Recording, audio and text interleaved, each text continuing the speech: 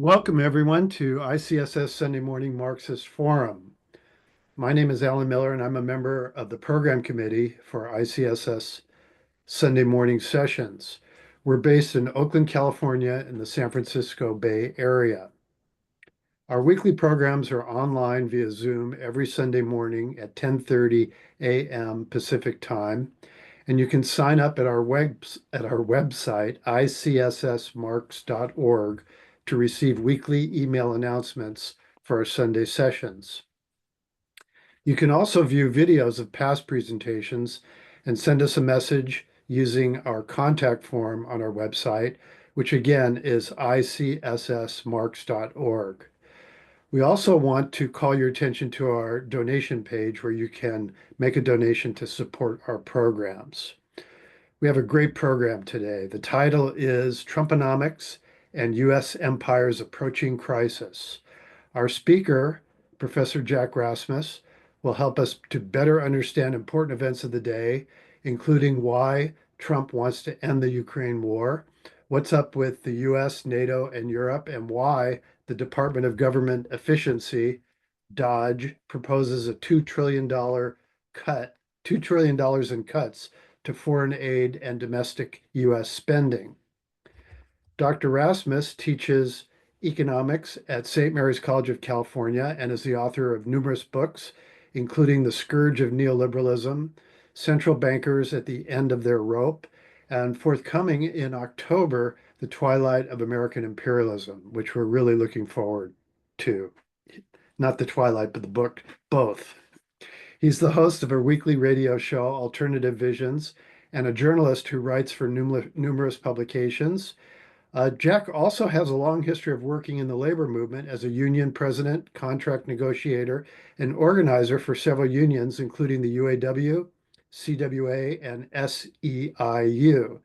His website is jackrasmus.com, and his Twitter handle is Dr. Jack Rasmus.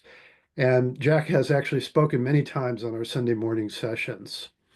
As usual, we're going to start with a presentation, and after that, a short break for announcements, followed by a group discussion where you can express your views and ask your questions on today's topics. There's so much happening right now. We expect to have a very lively and informative session. So welcome back, Professor Rasmus. We're really happy to have you. My pleasure.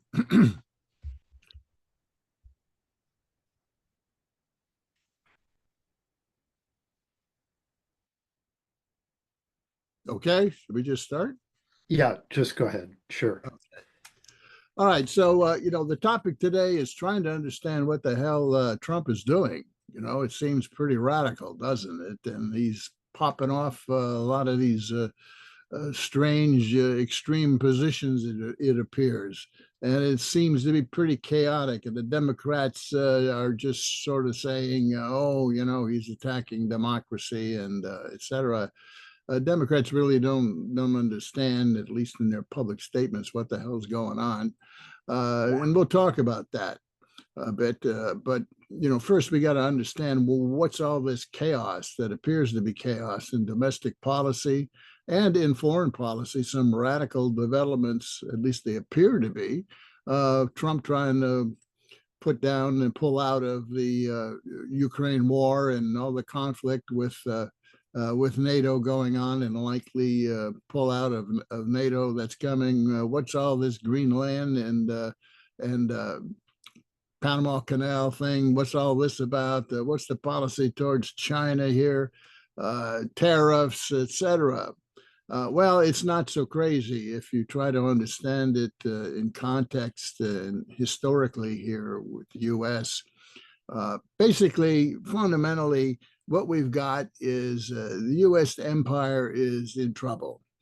It's not collapsing. There's some people on the left saying, oh, it's collapsing. No, it's not collapsing, but it is facing intensifying contradictions. And it's having some real problems trying to pay for itself. It can't afford. The elite, at least some of them, have come to the conclusion that as structured, the U.S. empire is no longer affordable. So it has to be restructured so it is affordable.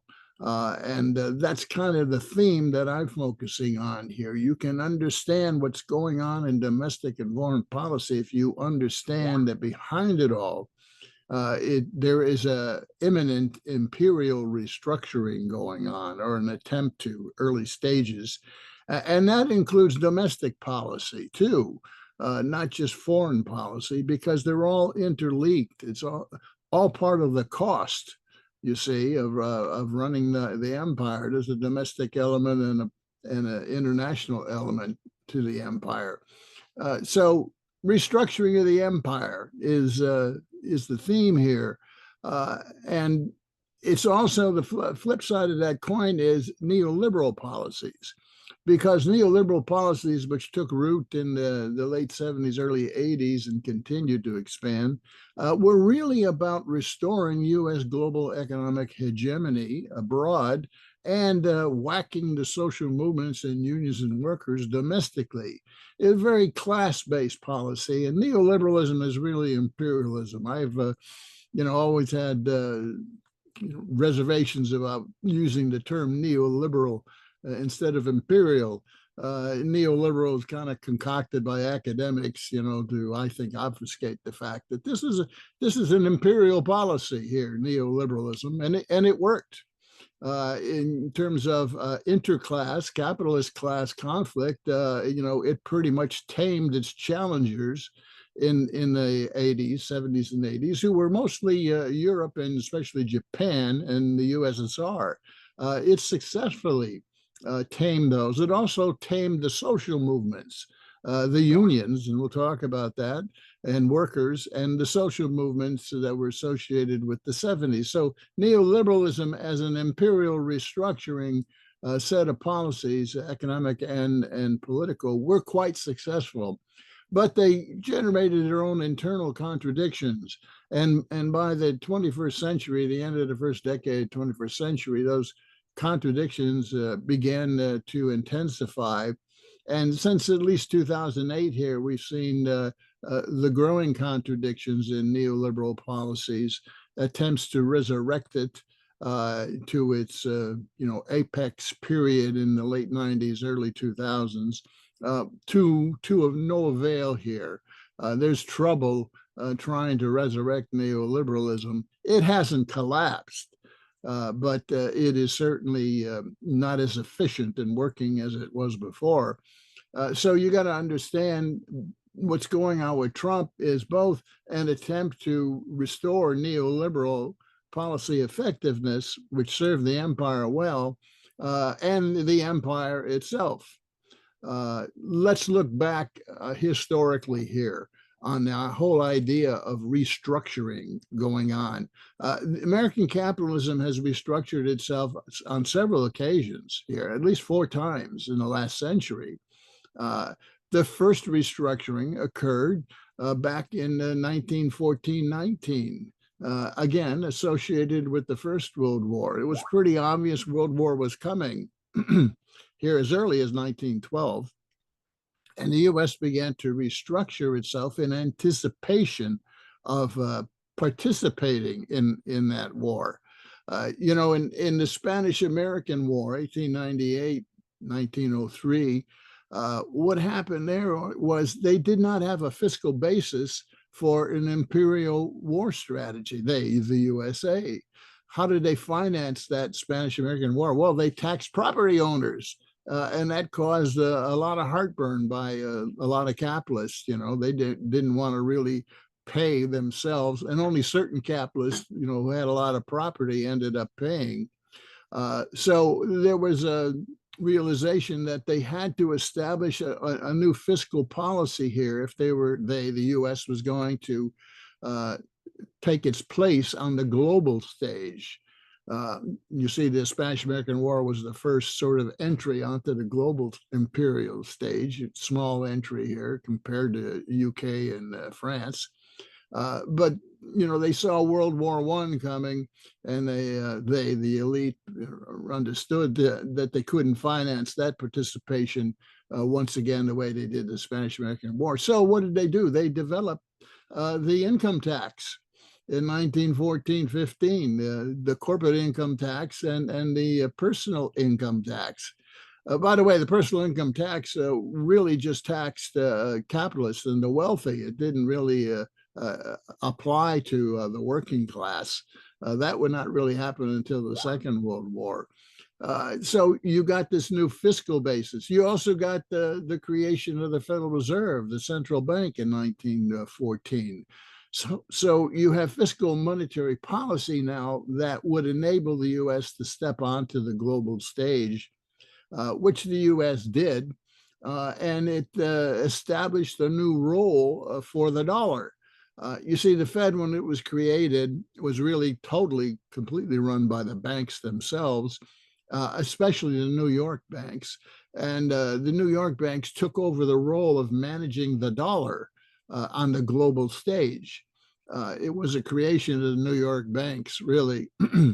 And part of the Fed Act was to create a monopoly over the issuance of the dollar, the currency, a monopoly of the currency, so that New York banks could play a role of using the dollar to expand abroad into Europe and elsewhere. And the dollar became like a co-currency along with the pound in the 1920s as a result. So there's what we call an external policy, a dollar policy. And of course, the U.S. At that time was the global manufacturing hegemon of the world, kind of like China is today, and U.S. trade. You got to control your currency in the dollar if you want to expand your trade relationships and your capital investment abroad. You see, so you had to create the dollar and the Fed and the New York Fed as a means of expanding the empire into the rest of the world.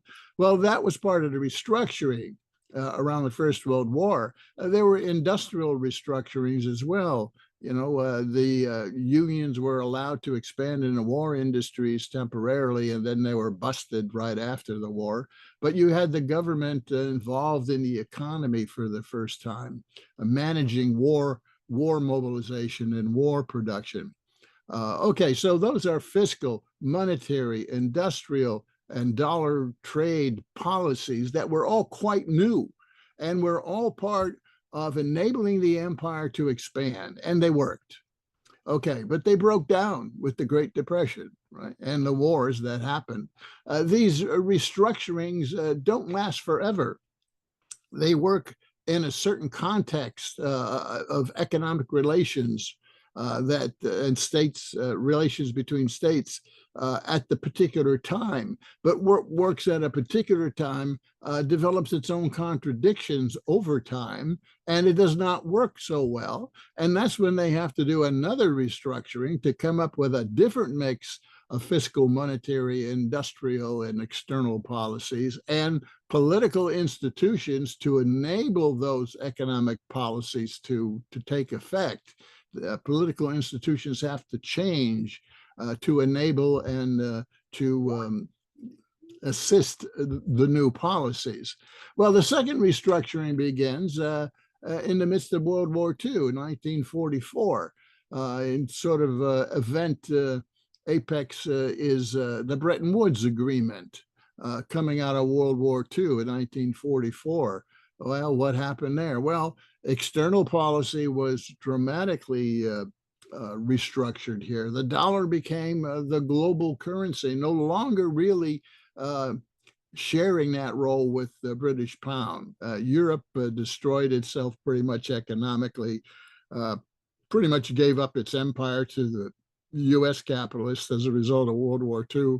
And became junior partners with the U.S. here in global hegemony.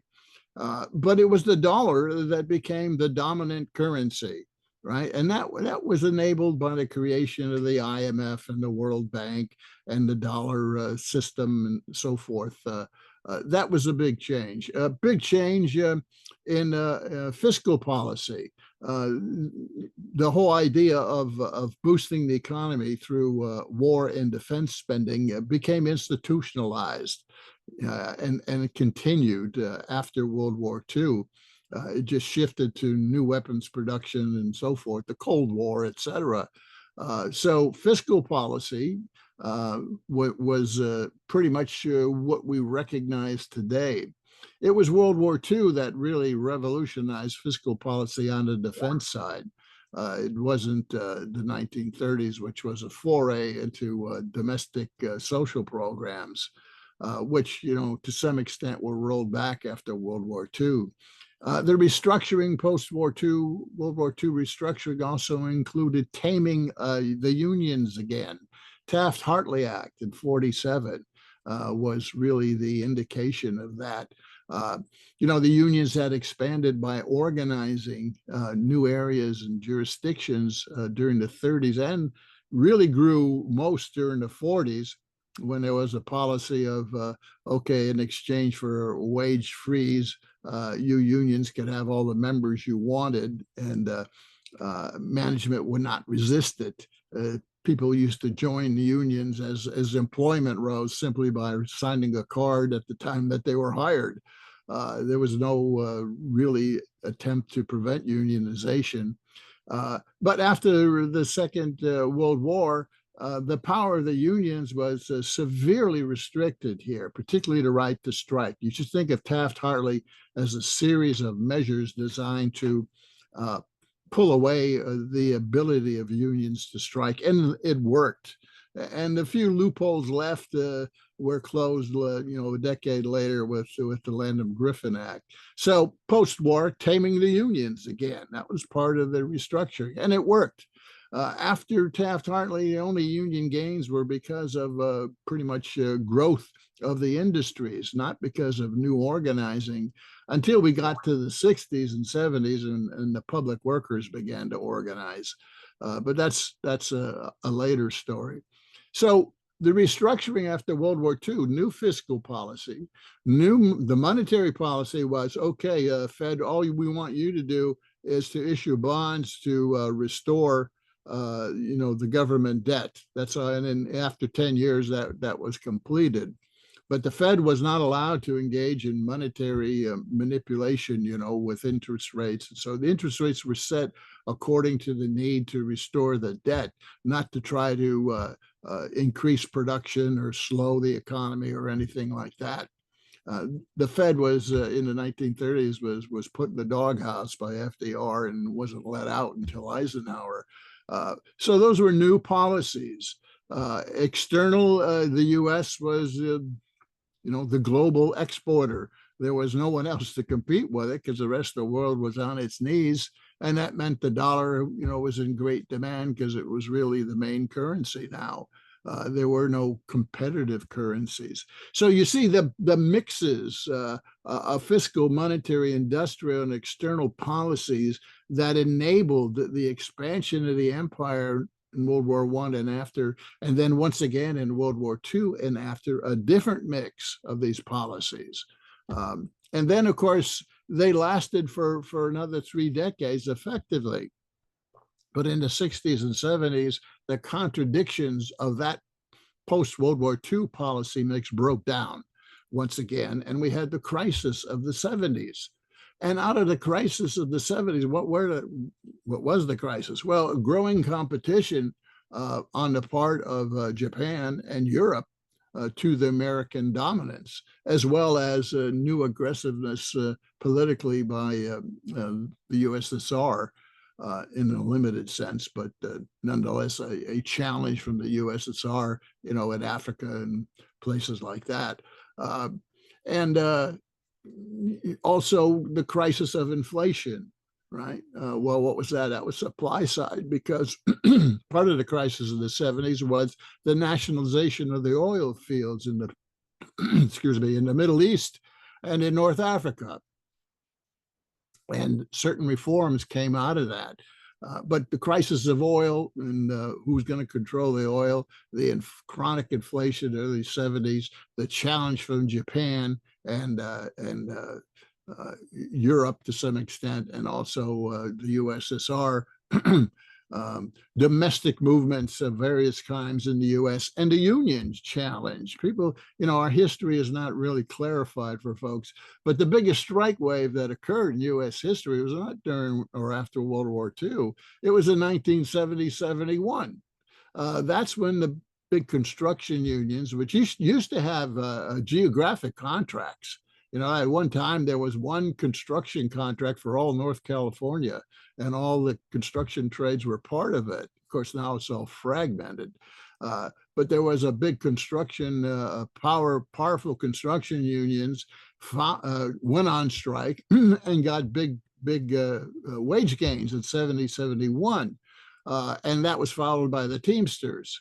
And that was followed by the auto workers and the other industrial workers and longshore workers, transport workers. The unions got 25% raises in the first year of a 3-year contract in 70-71. Think about it. The capitalists could not control the unions anymore. So what did they got? They got Richard Nixon to step in and institute a wage freeze and roll back that 25% gain to 5.5%. The state began to play a role here. And of course, that was the time when we got this Powell memorandum about, the threat from social movements and labor and so forth. That was kind of a signal to the capitalist class, we got to restructure this thing. The crisis of the 70s drifted into the second half of the 70s because of Watergate and the elites being pretty much confused as to what to do. But by the late 70s, big business had formed new institutions like the Business Council and the Business Roundtable, and they had come up with a new set of strategies and proposals, which they began implementing in the last years of the Carter administration after 78. So neoliberalism really began 78, 79, at least the template of it. And then when Reagan comes into power in 81 and after, neoliberalism, the third restructuring, begins. That I sort of spoke to a little bit here. The third restructuring. And then we get out a new mix for the empire, a new mix of fiscal, monetary, industrial, and external policies. Taming of the challengers, capitalist challengers. Japan and Europe occurred in the mid-decades in the Plaza Accords that tamed Japan, reversed its challenge, and set in motion Japan's economic problems. The Louvre Agreement, also in 86, was another example of taming challengers. Of course, the moves to undermine the Soviet Union and Afghanistan were well underway. So the idea of neoliberalism as an imperial policy was well obvious by that time. Domestically, taming labor. How did they tame labor? Well, they just deregulated the hell out of industries, and they offshored, passed tax legislation to give tax cuts to companies that offshored. They deregulated global capital flows here to enable the dollar and money capital to finance the global expansion of American capital that began in the 80s. It just flooded offshore, right? They changed the pension system, replaced real pensions with 401ks. They introduced part-time work for the first time. The deindustrialization and the loss of manufacturing jobs was replaced with low-paid service jobs at that time. We had the beginning of contingent labor, part-time temp work. Tens of millions of people began. The part-timers in the 80s, the temps in the 90s. By changing the labor laws and the rules, both through the courts and through the NLRB and so forth. So it was really taming of labor in the unions, and a period of decades-long wage compression followed until this very day. Real wages for the working class since 1982-83 are lower than they were in real terms in 82 and 83. In all this attempts by liberal and mainstream economists to say, wages are rising. which is nonsense because they cherry pick just a certain section of the labor force. Usually those are full-time workers. They never say that the part-time workers and the discouraged workers and so forth are getting their real wages reduced. Anyway, that's another problem with statistics that exist today. They're not very accurate, in my opinion, whether you're talking about employment, whether you're talking about inflation. That's another story. But basically, the unions were tamed with neoliberalism. We're busted, really, on the private sector. Busted industrial unions, in particular transport unions. The only unions that were able to sort of protect themselves and continue were the public employees, the public workers. But the private sector was devastated. Today, what do you got? Less than 6% of the private sector unionized. Less than 6%. In 1980, it was 22%. Okay, now it's 6%. That's an example. And the techniques were various, as I said, offshoring and deregulation and changes in the NLRB and the court rules about no striking and so forth. And we issued in a long period of concession bargaining that only recently in the last couple of years shows some signs of being ended here with the largest most powerful unions, the Teamsters and auto workers and so forth, after they had a major change of leadership, you see, because part of this whole thing is you control the leadership and you control the unions. And there are all kinds of ways that they can control the leadership through financial means and political means and so forth. Anyway, the unions were devastated. Wage compression set in. The union wage differential shrunk. Smaller service employment, more difficult to unionize, organize occurred. You move to right to work states were expanded here, or the jobs were just offshored altogether to Asia. That's how they kept wages compressed, and of course they replaced the real pension plans with phony 401ks.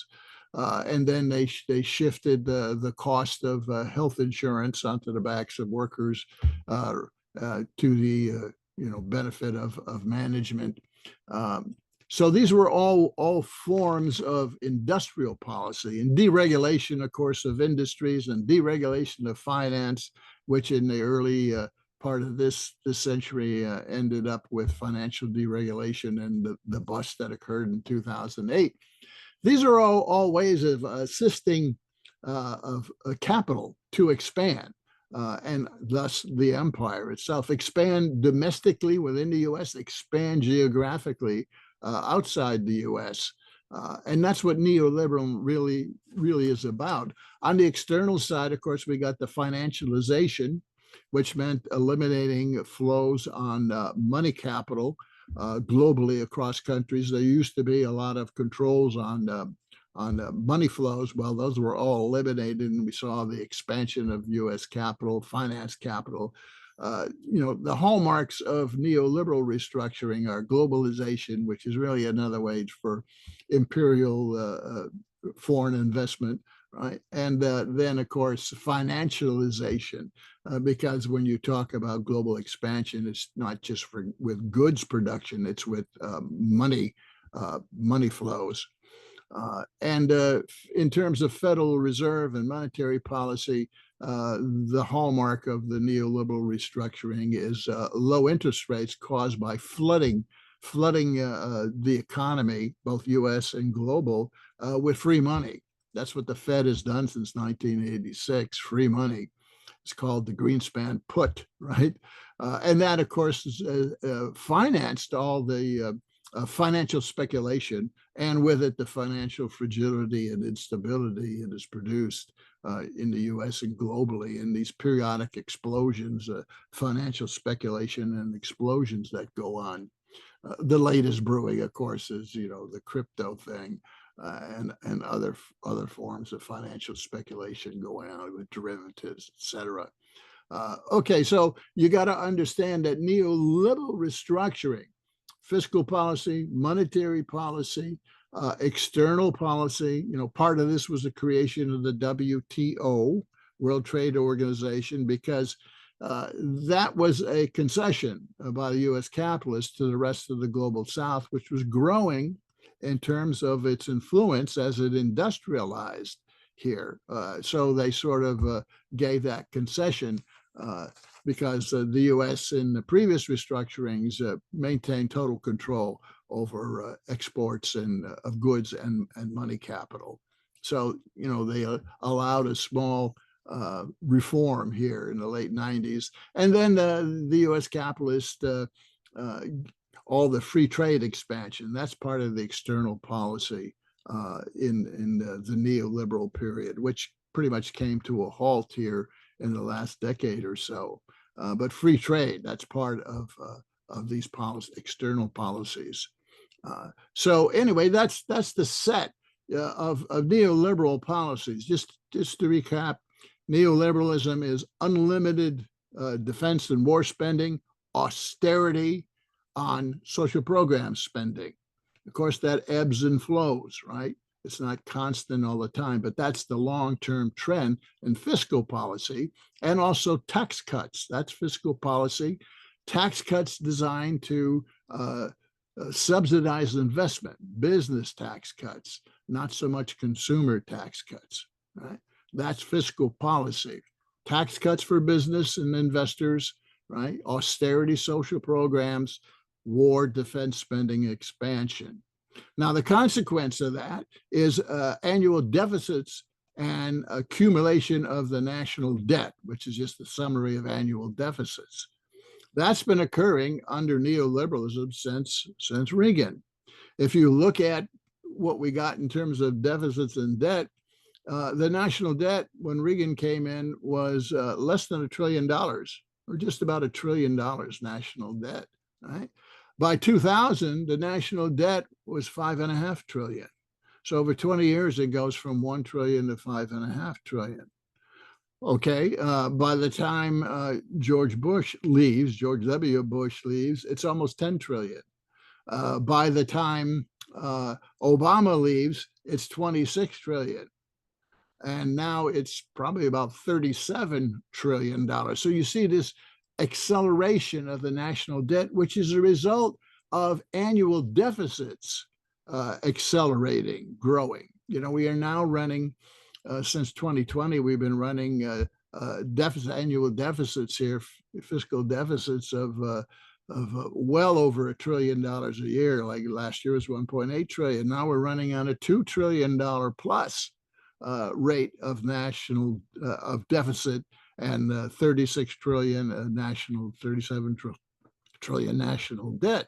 The Congressional Budget Office, by the way, the research arm of Congress, has a forecast that the national debt is going to go to $56 trillion by 2034, unless some dramatic changes in fiscal policy occur. 56 trillion. We are now paying $1 trillion on our current $36 trillion national debt. We are paying $1 trillion to bondholders, because if you run a deficit, right, you got to borrow the money by issuing treasury bonds, right? You issue treasury bonds, you got to pay interest to the buyers of those bonds. By the way, 1/3 of the buyers of the bonds are offshore. Okay, so we're paying $1 trillion a year now, which comes out of the discretionary budget of the U.S., $1 trillion a year, just to bondholders.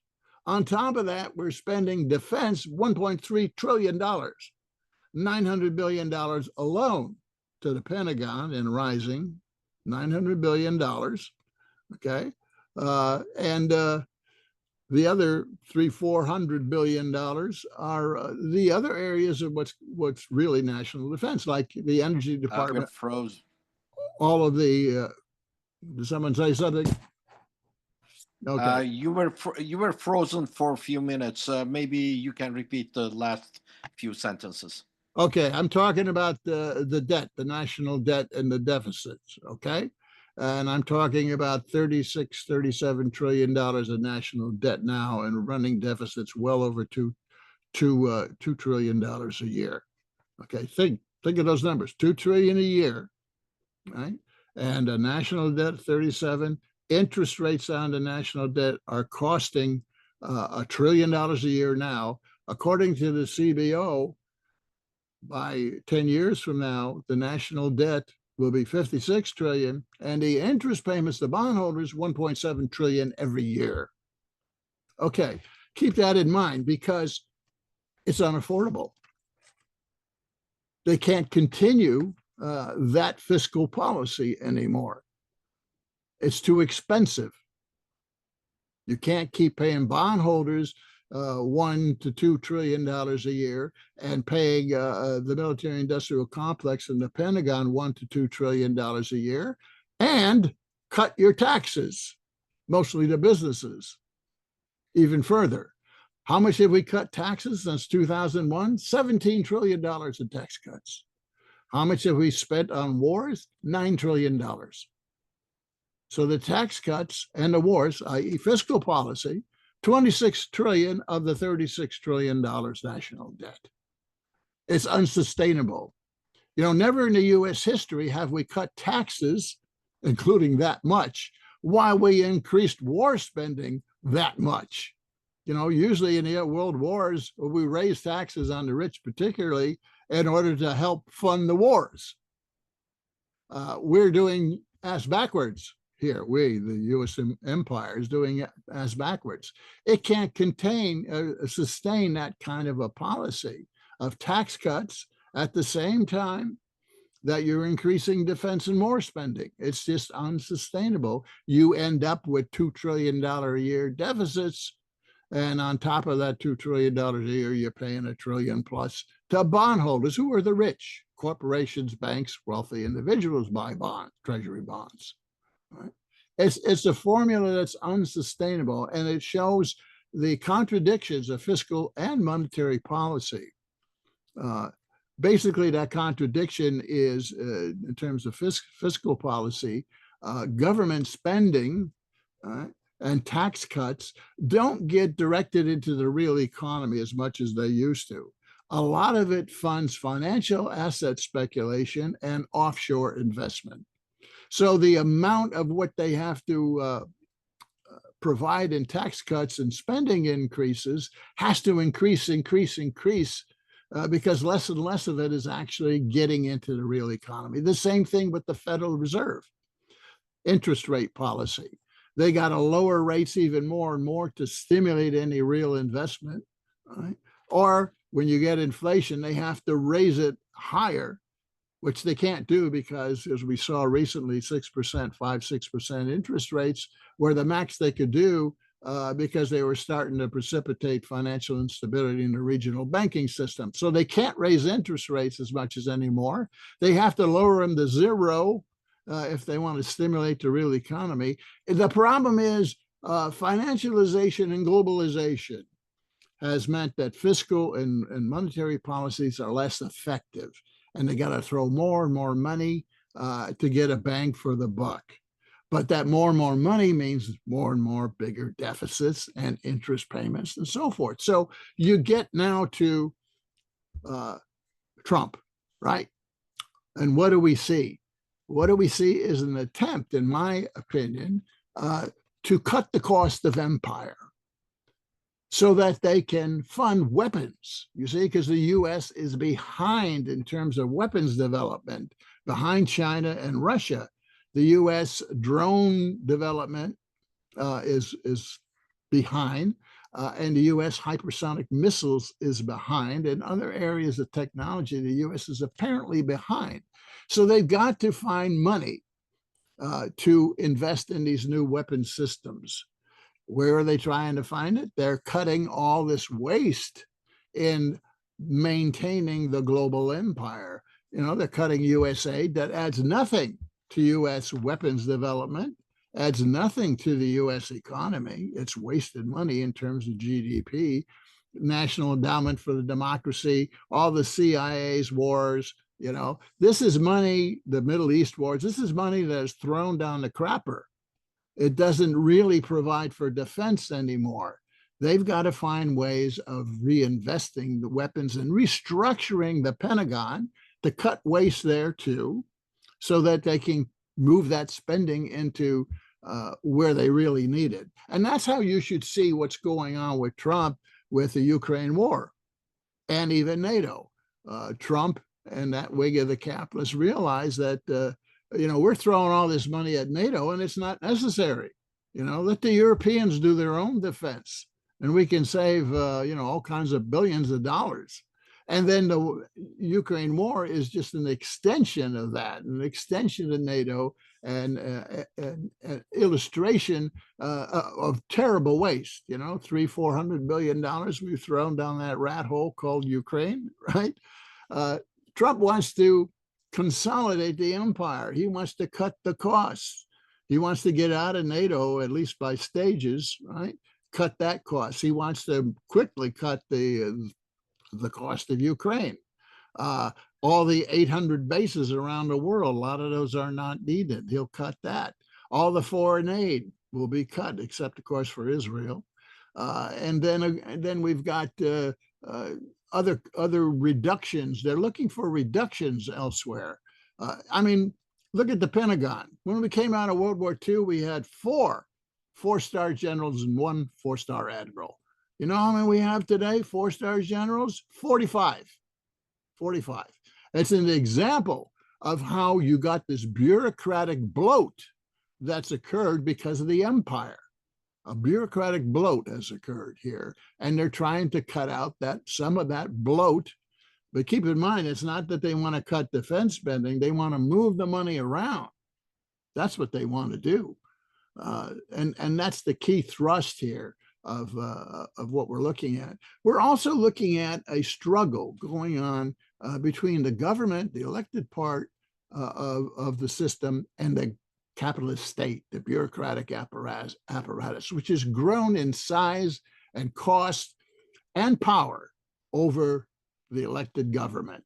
And what you got is the government trying to regain control over that bureaucratic state apparatus. Usually that occurs when you have socialist revolutions. We can go back to the Paris Commune in 1870, 71. What happened there?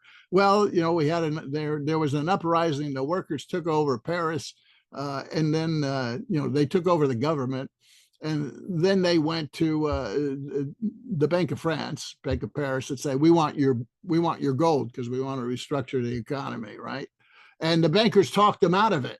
You see, they talked them out of giving them the gold, the revolution, the gold, and the workers walked away and okay, and what did the bank do with the gold? Well, it gave it to the Prussians to come in and crush the revolution, which is what they did. So, Marx had concluded you got to smash the bureaucratic state apparatus. Well, that usually works, in a revolution, or 1917, 18 as well, and then in China in the 40s.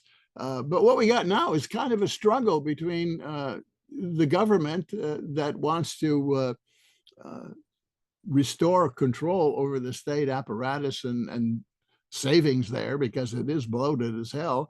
But you got the Democrats aligned with the bureaucracy, and the mainstream media aligned with the bureaucracy. They don't want to change the structure of the empire, you see.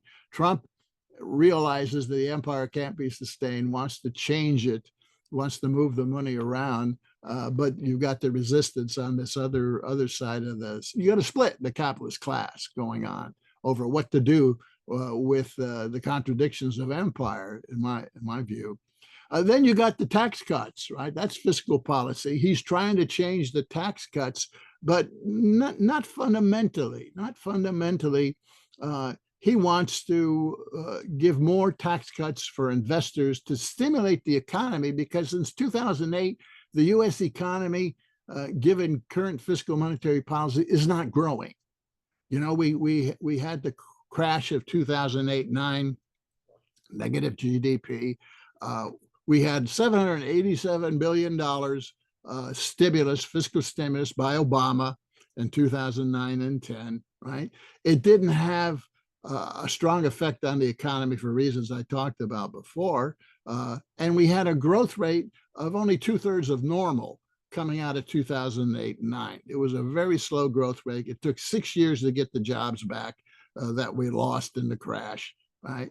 That's a chronic problem. That's an indicator of fiscal monetary policy not working the way it used to.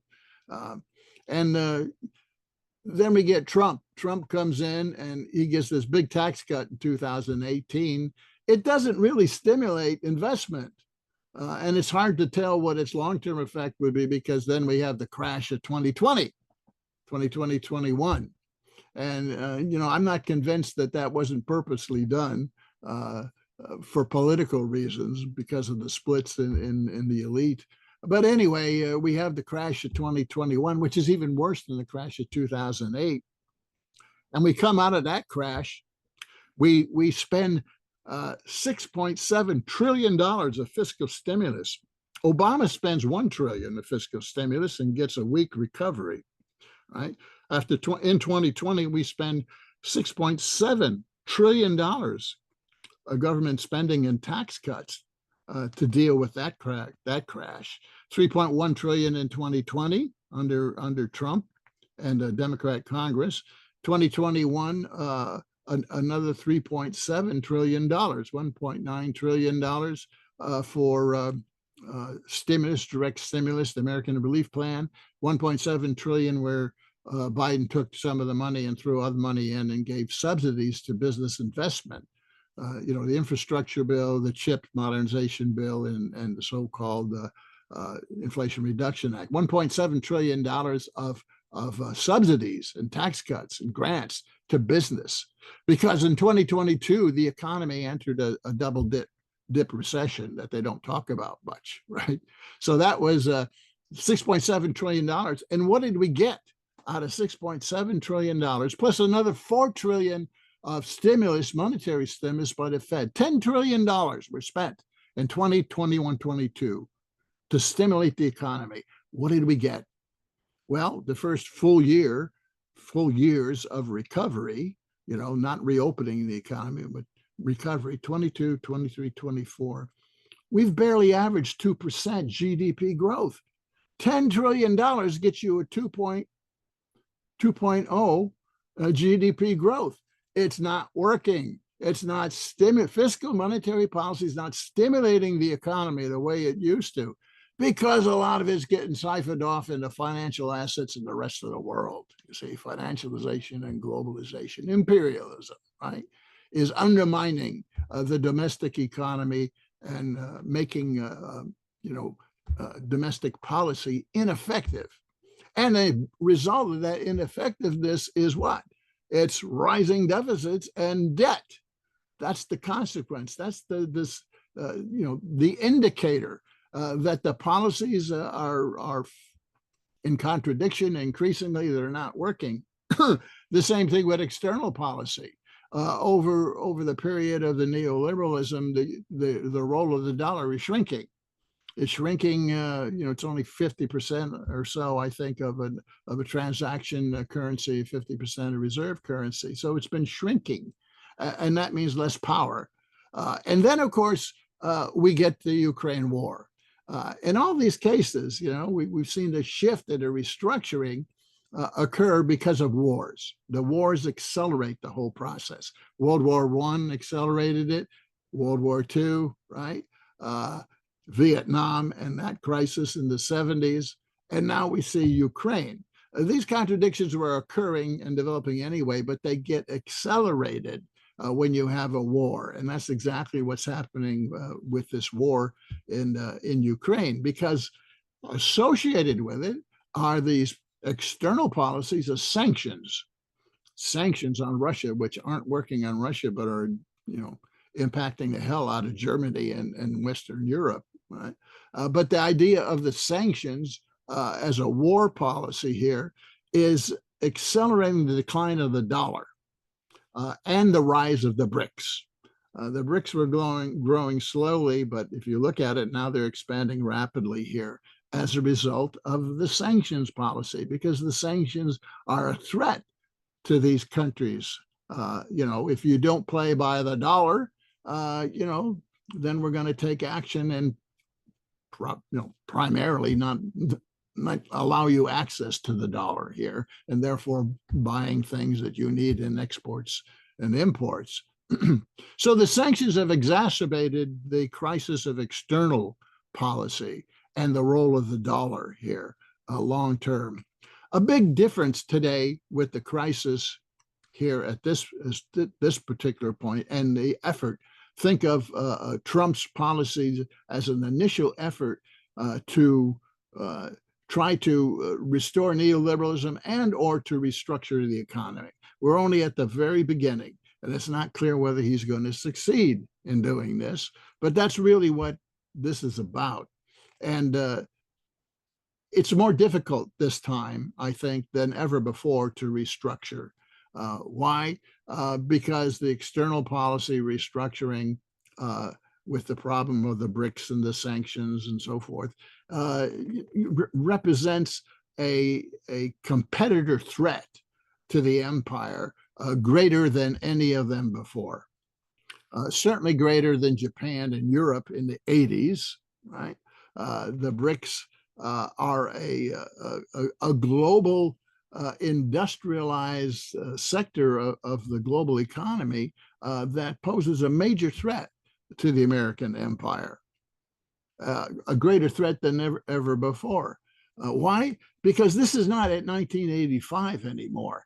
The US, when it introduced neoliberalism, simply turned on Japan and Europe, and it browbeat them into submission, economic submission. The relationship of power between the US empire and those challengers was such that the US just overwhelmed them. The US undermined the USSR in the 80s, particularly with provoking this Afghan war. That's another story. That was a US policy under Carter. Anyway, the threats were more easily dealt with at that time than now. The global South is not the South of the 1980s. It is an industrial powerhouse, not just China, but countries like India, Brazil, Indonesia, and so forth. And the US can't manipulate them and threaten them the way they used to or could back in the 1980s. These countries are forming slowly, carefully, the BRICS, and the BRICS are the big strategic challenge to the empire. And I think, in Washington, they're beginning to realize that far greater a threat than Ukraine and Russia. I mean, that is such a dumb imperial war. Biden will go down in history as, the president that policies that most undermined the empire. I mean, he shot the empire in both feet here with his policies. Anyway, they're trying to recover from that war and get the hell out of there, stop throwing money down that toilet. And even Europe's, the bigger toilet. They're wasting all this money on protecting Europe so that Europe can not provide for its own defense and provide all these nice social benefits to its people. Once the US pulls out and Europe has to do their own defense, well, watch those social benefits go away. In fact, the Financial Times just last week came out with an article, and that article said pretty much, okay, we got a war policy now. We got to, remilitarize in Europe. It's going to cost us $800 billion to start, is what they're talking about. And the Germans are talking about $540 billion. Europe's economy has been stagnant for years. Where are they going to get that money? Well, they're going to have to take it from the working class.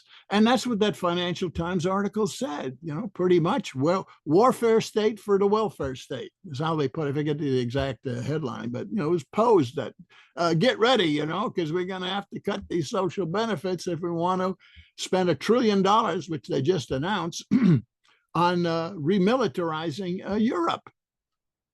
So the U.S. is just dumping the problem of a war system, a war production onto the Europeans, which is going to take them years because there is no real in-depth military industrial production in Western Europe. They have to recreate it all over again. So At the same time, Trump is saying to them, well, Ukraine's your baby. You do what you want with it, right? You fund it. And the Europeans are struggling to raise bonds and so forth. And they're sitting on $300 billion of frozen Russian assets, and they're going to use that. But if they use that, they're sending a message to the BRICS that, oh, your money in Western European banks, we can just take it if we want.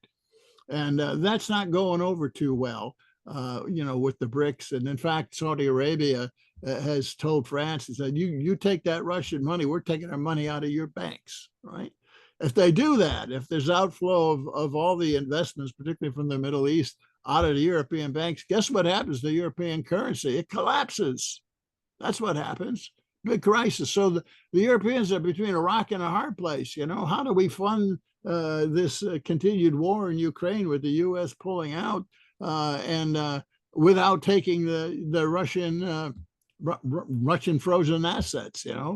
They've tried to raise bonds a certain way, and they can't do it. Last year they failed. Right? No one wants to buy bonds for Ukraine. I mean, that's risky. Right? Who's going to pay us back if Ukraine collapses and we lose our money? Right? Well, are your European countries going to guarantee that if Ukraine can't pay back the bonds, that you're going to be liable for it? Oh no, we don't want to be liable.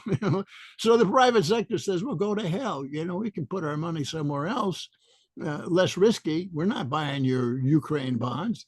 So Europe is between a rock and a hard place. How do they reindustrialize and remilitarize without raising bonds and without saying those bonds are going to be used for Ukraine? They're between a rock and a hard place. They know it. They're panicking.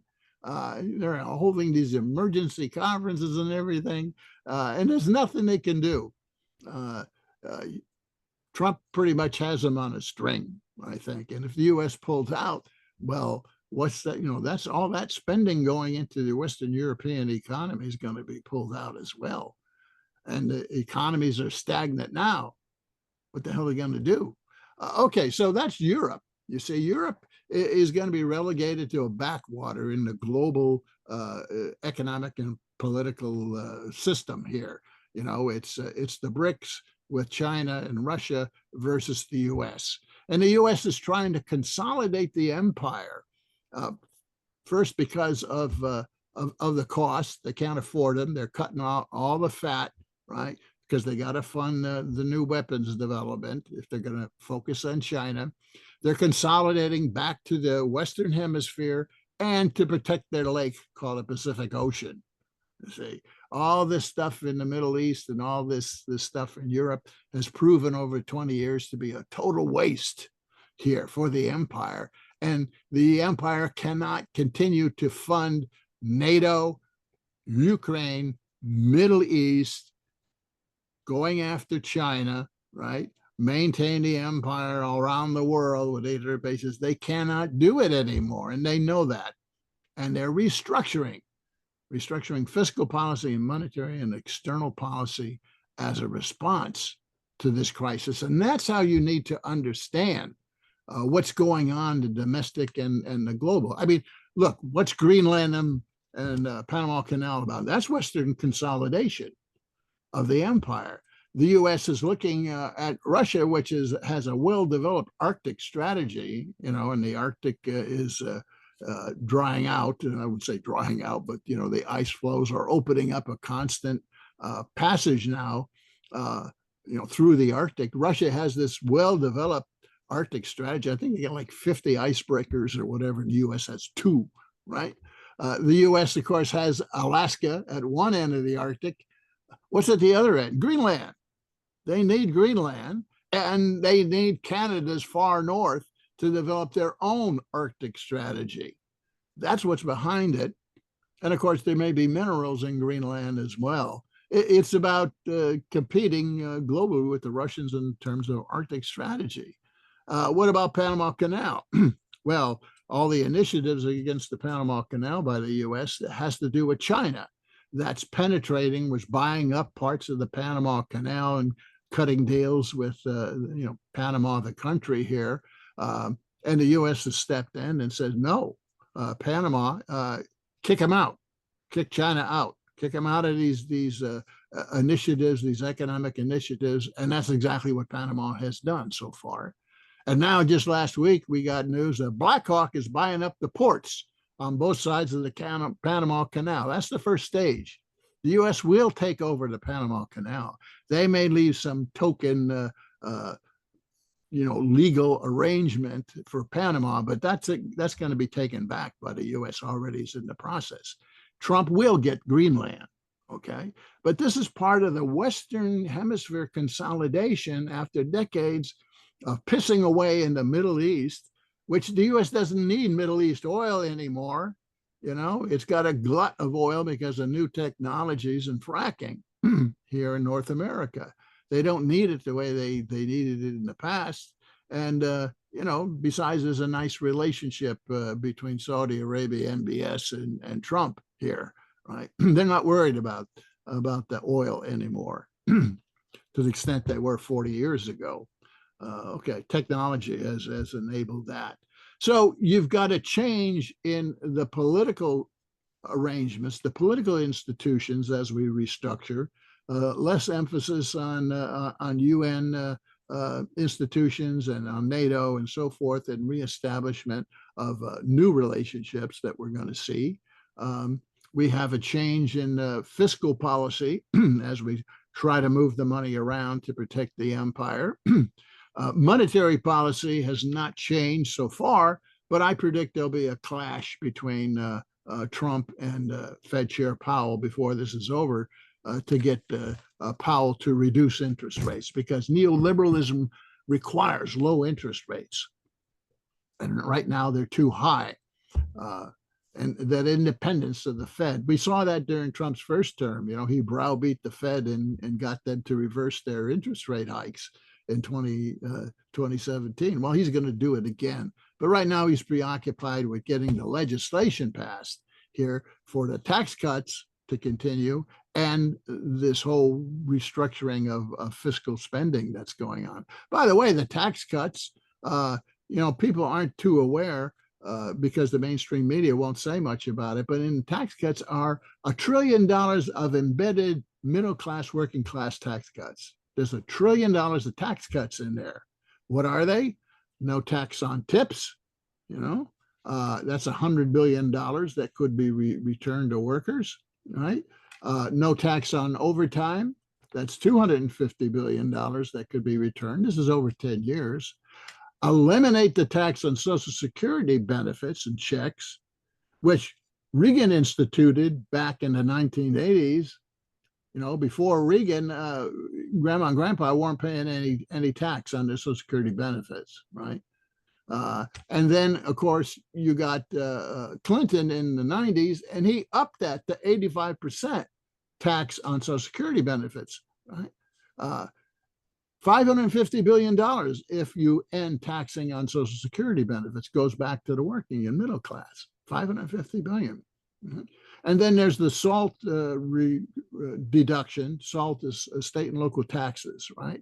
Right now, there's a limit of 10,000 on it. If you double that to 20,000 deduction limit, that would add another $170 billion, mostly going to homeowners, which are mostly middle class. So you got over $1 trillion in tax cuts, plus Trump announced here in his speech last week another tax cut in the form of if you buy a new US-made car, your interest on your monthly payments is going to be tax deductible. So we got embedded in that bill some very interesting working class oriented middle class tax cuts that are going to benefit workers. But what about the Democrats? Are they saying anything about it? Not a word. They originated Social Security, but are they saying, yeah, let's eliminate the taxing of Social Security income? Not a word, because it comes from Trump, right? They won't give him any concession, even if it means something for the working class, right? Very interesting. Let's watch what happens there, how the Democrats will vote in the Senate, because it will pass the House, but it'll, the Senate showing signs they're going to whack that all back, right? And the Democrats in the Senate will be taking the lead on that as well. I listened to the speech, Trump's speech here, and took copious notes on everything that he had to say. But what I found interesting, which is more like a rally than a speech, right, to Congress, but what I found interesting was the statement by the Democrats following the speech by this new Senator Slotkin, an ex-CIA agent, right, Democrat Party now, one of the, one of their favorite candidates or members. It seems you got to be in the CIA or in the police or something here to get nominated for the Senate among the Democrats. Anyway, what did she say? Nothing. Not one alternative program announcement by the Democrats. There was a restatement. Oh, we got to stand by our allies in Ukraine. We keep throwing more money down the Ukraine rat hole. Mm-hmm. And there was this kind of a weak woke statement. It didn't come out as direct about woke support, but that was still there. Right? And then there was a statement at the end that, we got to stay engaged and we got to have principled leaders. Stay engaged means don't abandon us voters, next time around, vote Democrat again. Right? And then principled leaders, as if the Democrats were principled. Right?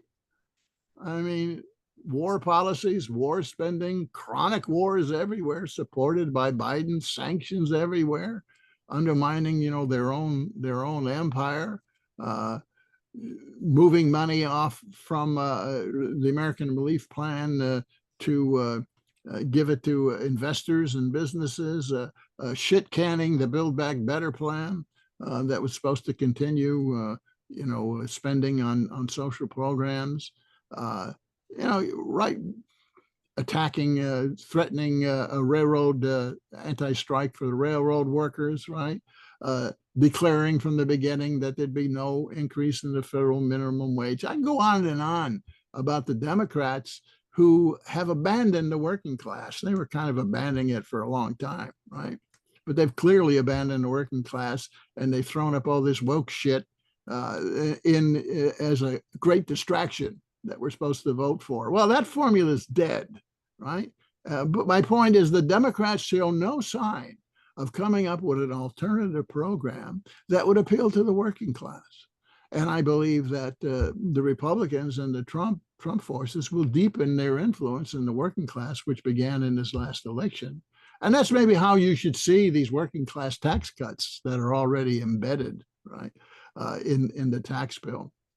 But just to conclude, Trump economics believes that what he's doing will restore the empire. He believes that his moves will return the U.S. economic growth here to 3 to 4%. And he believes that growth will generate revenues, tax revenues, to offset his tax cuts. Also, he believes tariffs will raise money, and it will to some extent.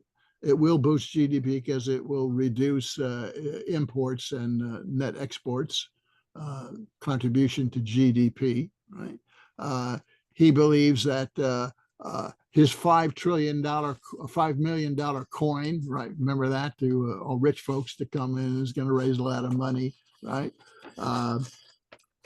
The consumer consumption may increase because of these tax cuts for working class, middle class, if they pass, right?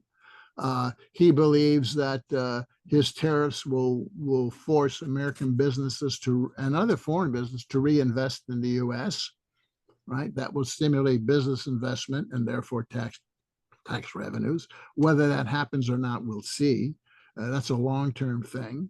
He believes moving the money around in the defense sector from all this foreign aid to stimulate new weapons development will generate more economic activity in the U.S., and his tariffs will force American companies to come back. That will generate more investment in the U.S. He believes deregulation will save costs for businesses and that they will reinvest that cost savings in production expansion, which isn't going to happen. That's an outmoded economic ideology idea here, that you cut business costs, that they will automatically reinvest it. See, that's the same thing for tax cuts or interest rate reduction or deregulation. The assumption is if you reduce costs, businesses will take those cost savings and plow them immediately back into the economy. Well, Keynes back in the 1930s totally debunked that whole idea. That's not how the system works. What happens if you cut costs for businesses? They'll just pocket it, a lot of it, right? Or they will reinvest it in financial asset markets, or they'll send it offshore. What's wrong in that economic ideology is the assumption that immediately you cut costs, right? That's going to increase corporate profits, and they will reinvest that immediately, with time zero, no lag and whatever. They won't hoard it. They won't sit on it.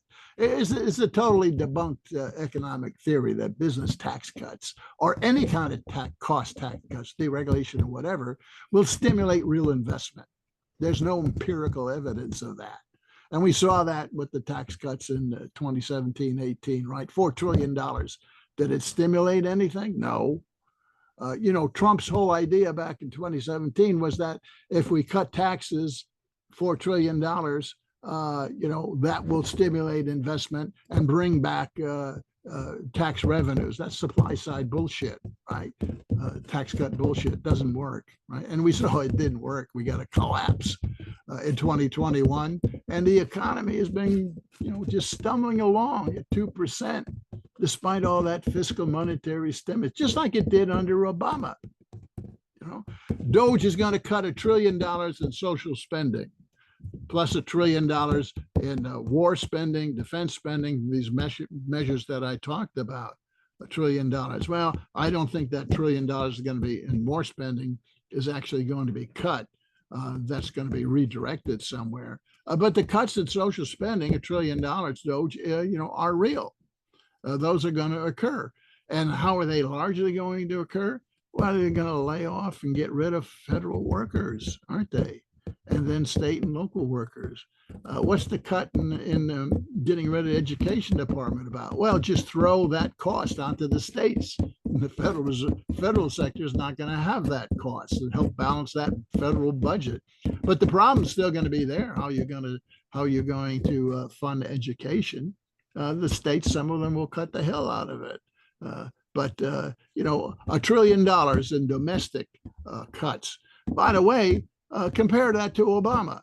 Obama in 2009 cut fiscal policy $787 billion, right? In August of 2011, he agrees with the Republicans to cut social spending by $1 trillion. So he gives $787 billion with one to stimulate, then he takes $1 trillion away. And most of that, by the way, was cutting education. It's no different than what DOGE is doing, but is the mainstream media talking about that? Not at all. Obama did exactly the same thing, and we got this slow growth, right? That DOGE is doing right now, right? It repeats itself. The capitalists, when they have to throw money to bail out the system like they did in 2008-9 and 2021, it's temporary. When things settle down, they come around and they take away what they gave you during the crash, right? In 2008.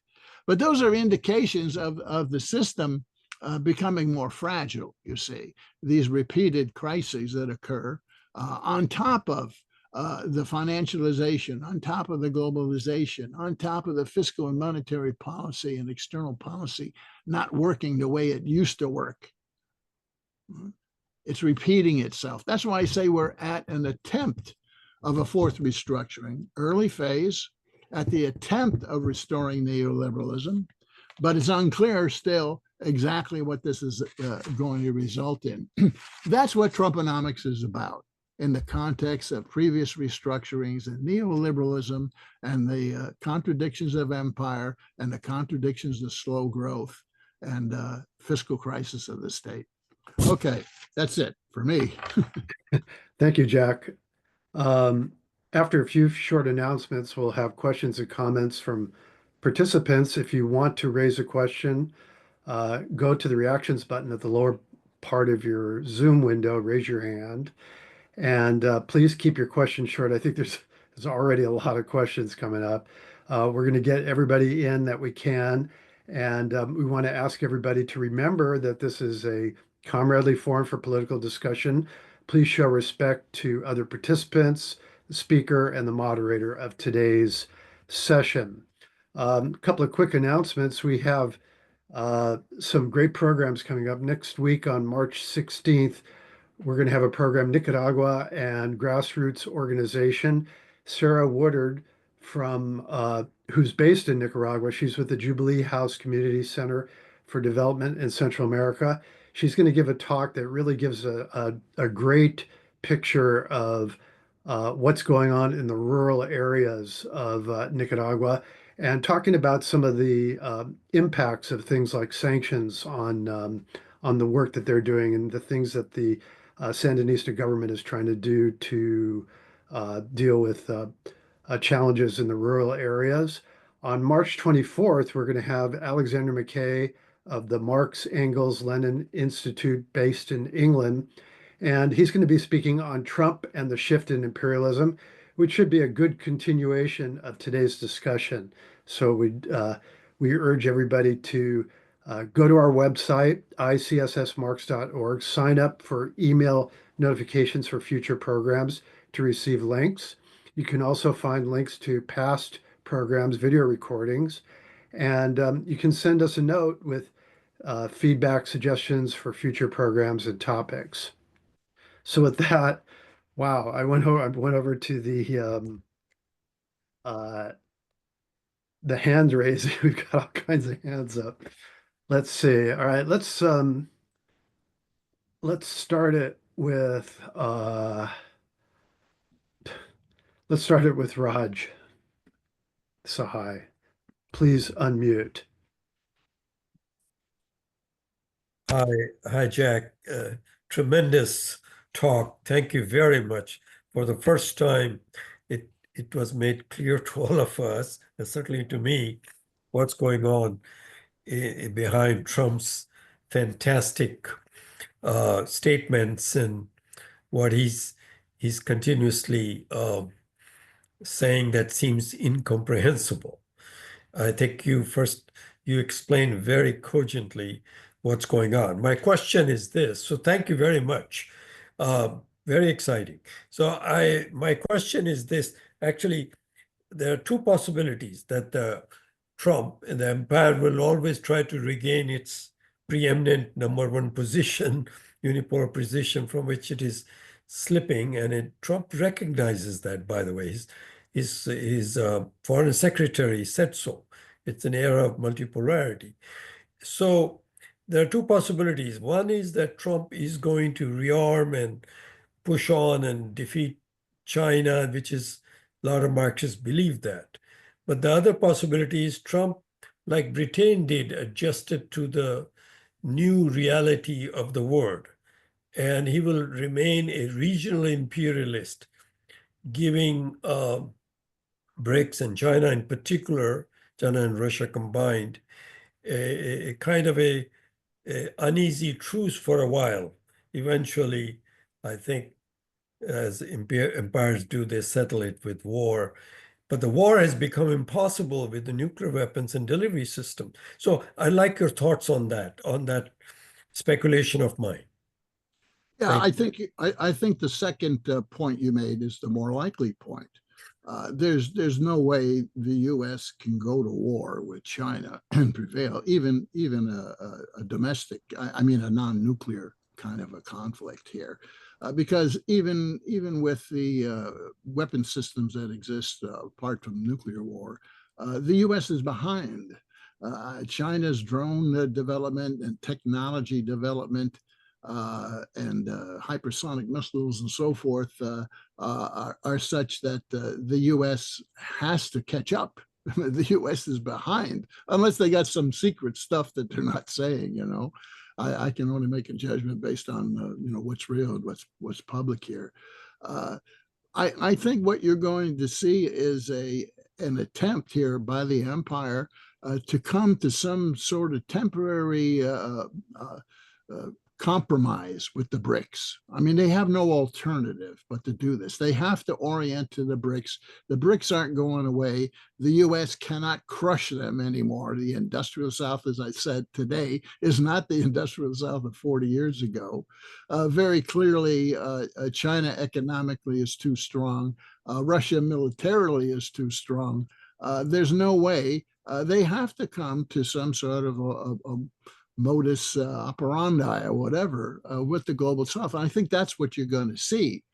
In other words, consolidate and restore and strengthen what's left of the empire, right?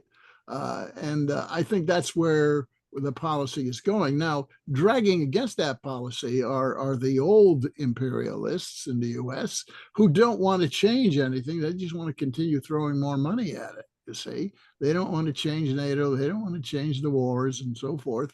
But they're unsustainable economically. And I think part of the class realizes that. A lot of big capitalists behind Trump. This is not crazy Trump with a lot of MAGA people, running around.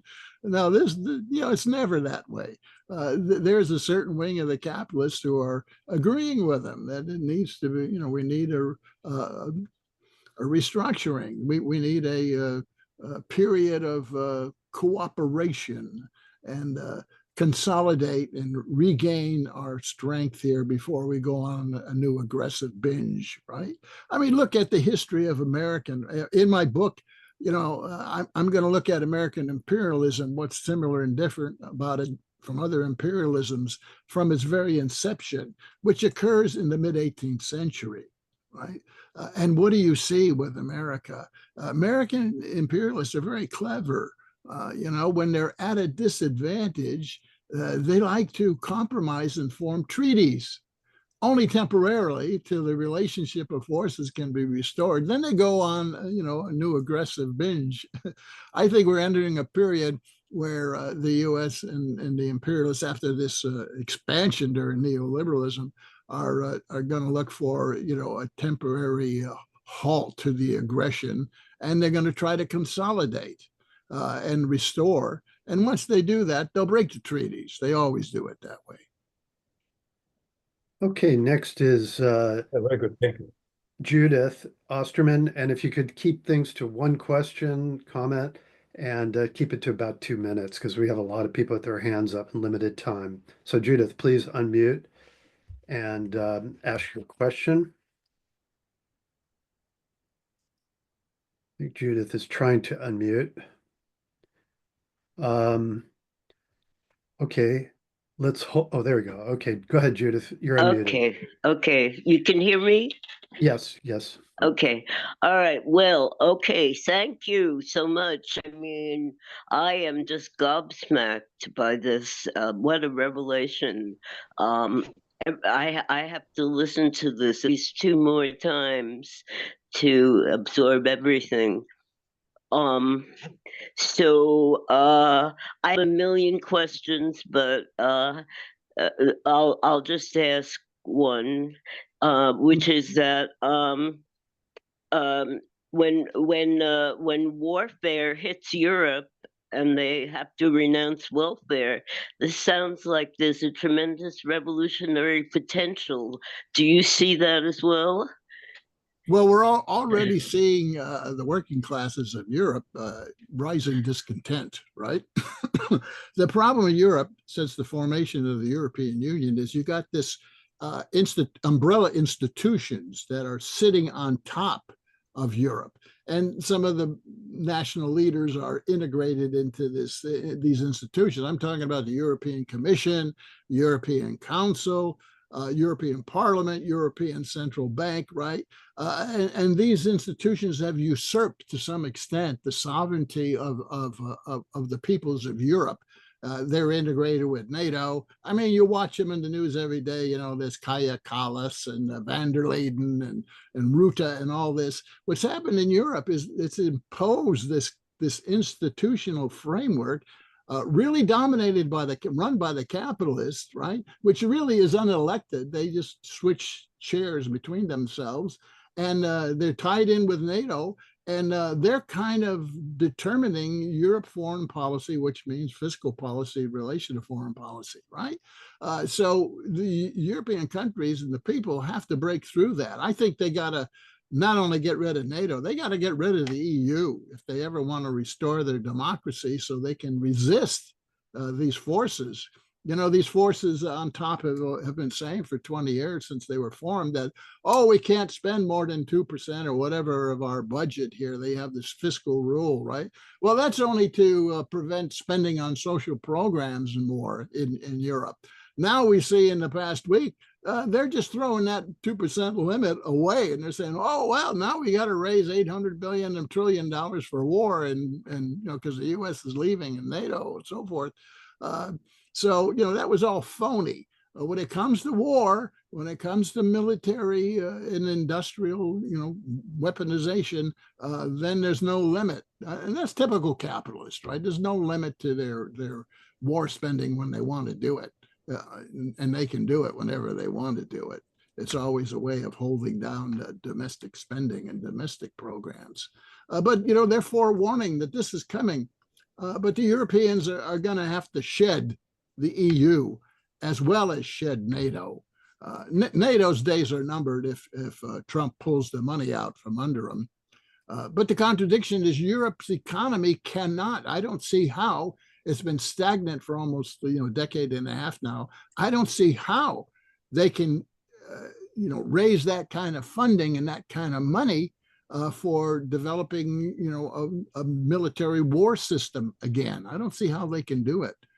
They've been struggling, but we'll see. It's going to be interesting politically, but in the long run, I think if the people are going to take back their governments and their economy, they somehow have to break this European Union stuff, because that's just. But excuse me. What about the left versus the right? The right appears to be stronger at this moment.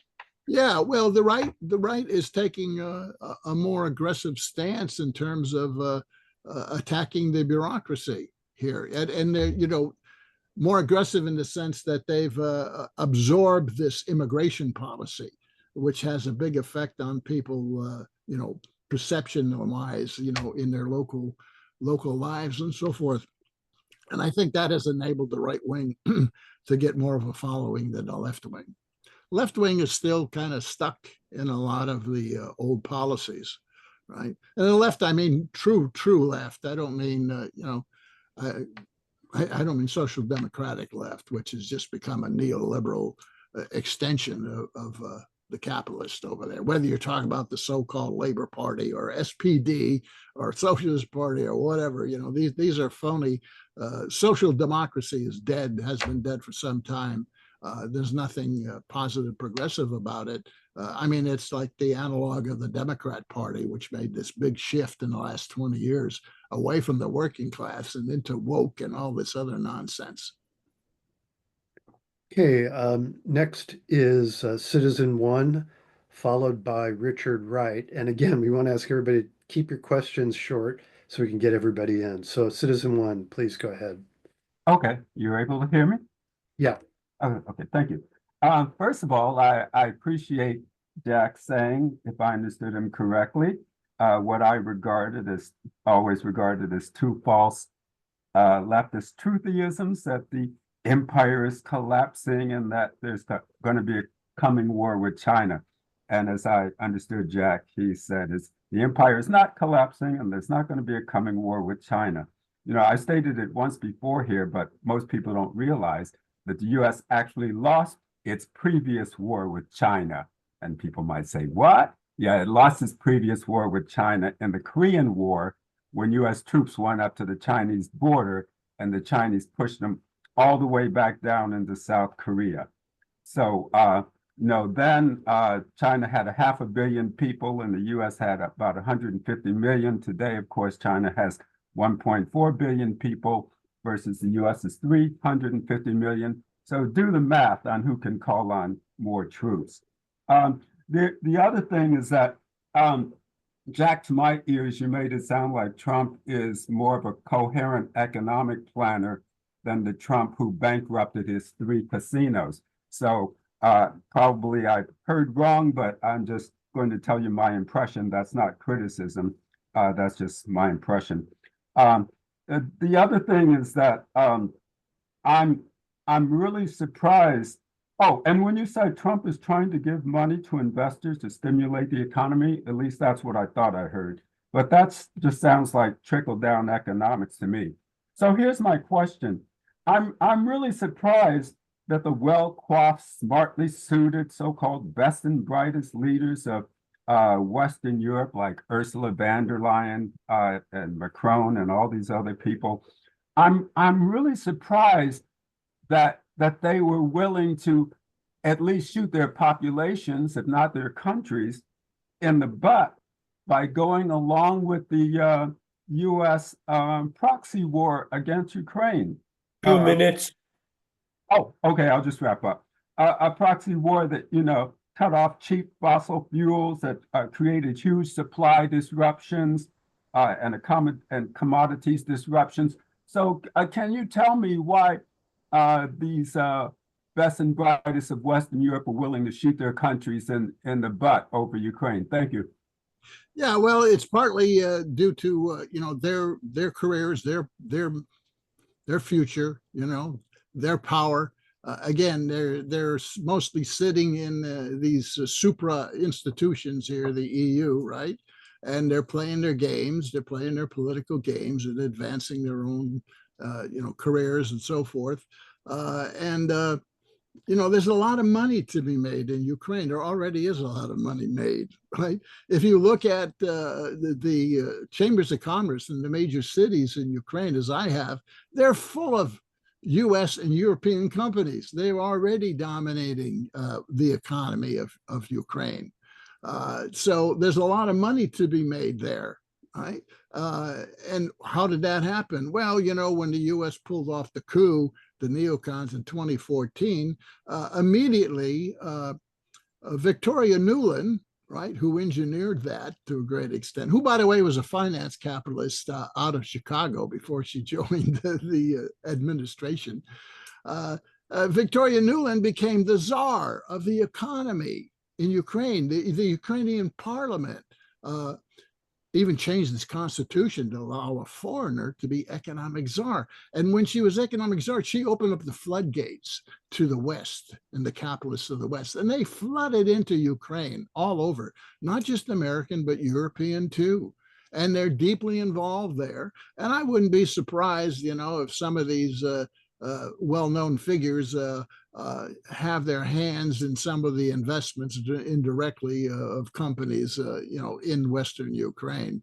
I mean, we see it with Biden and Burisma and all that. That's just the tip of the iceberg, right? A lot of the relatives and legal lawyer, attorney representatives of their money are in Ukraine, sitting on that. So you got to understand there's a big economic issue and money to be made and is being made in Ukraine right now. And I think that's part of it. And part of it is just the power. They're sitting in these institutions. And if you got rid of these institutions, well, that's the end of them and their political careers. They would have to then maybe run for office in their respective countries and probably wouldn't win. So it's part personal, political, it's part economic of what's going on. By the way, just a final note on this. The Europeans are sitting on a $300 billion pile of money, Russian assets, right? And that money is, when there's a settlement, and there will be a settlement now in Ukraine at some point here, that money will be used to, quote, redevelop Ukraine, right? Well, who is that money going to be given to? It's going to be given to European businesses to redevelop Ukraine. And these people will get their cut, in my opinion. Now, the problem for the US is there's no similar pot of money, right? That's why Trump is talking about the minerals. He wants to create a pot of money. So when the settlement comes, the US businesses can participate using that pot of money in the, quote, redevelopment of Ukraine.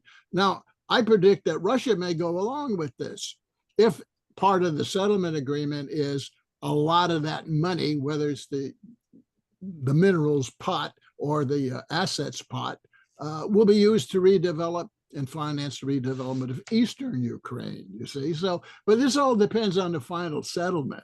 But this is what they're looking at, you know, and they're talking about the minerals deal and the assets. When the capitalists start talking about, oh, who's going to make the money off of the recovery, because they make money off of the starting of wars and they make money off of ending them, right? Who's going to make money? You know, they're getting close to a political deal, right? But the Europeans have to come to the realization that you cannot extend the war for another year. That's where their position. They're trying to extend it for one more year. Trump wants to end it now, right, and save the money now.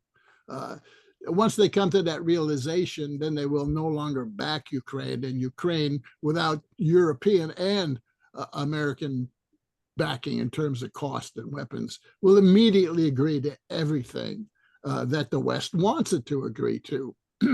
And that's what's going on now. You know, the Europeans have to come to the realization that they can't extend the war. There's no way they can afford to do this in the short run if the U.S. pulls out. But right now, you know, Zelensky and these guys are, they jumped off the American horse and they jumped on the European horse here, and they think they're going to get more extension.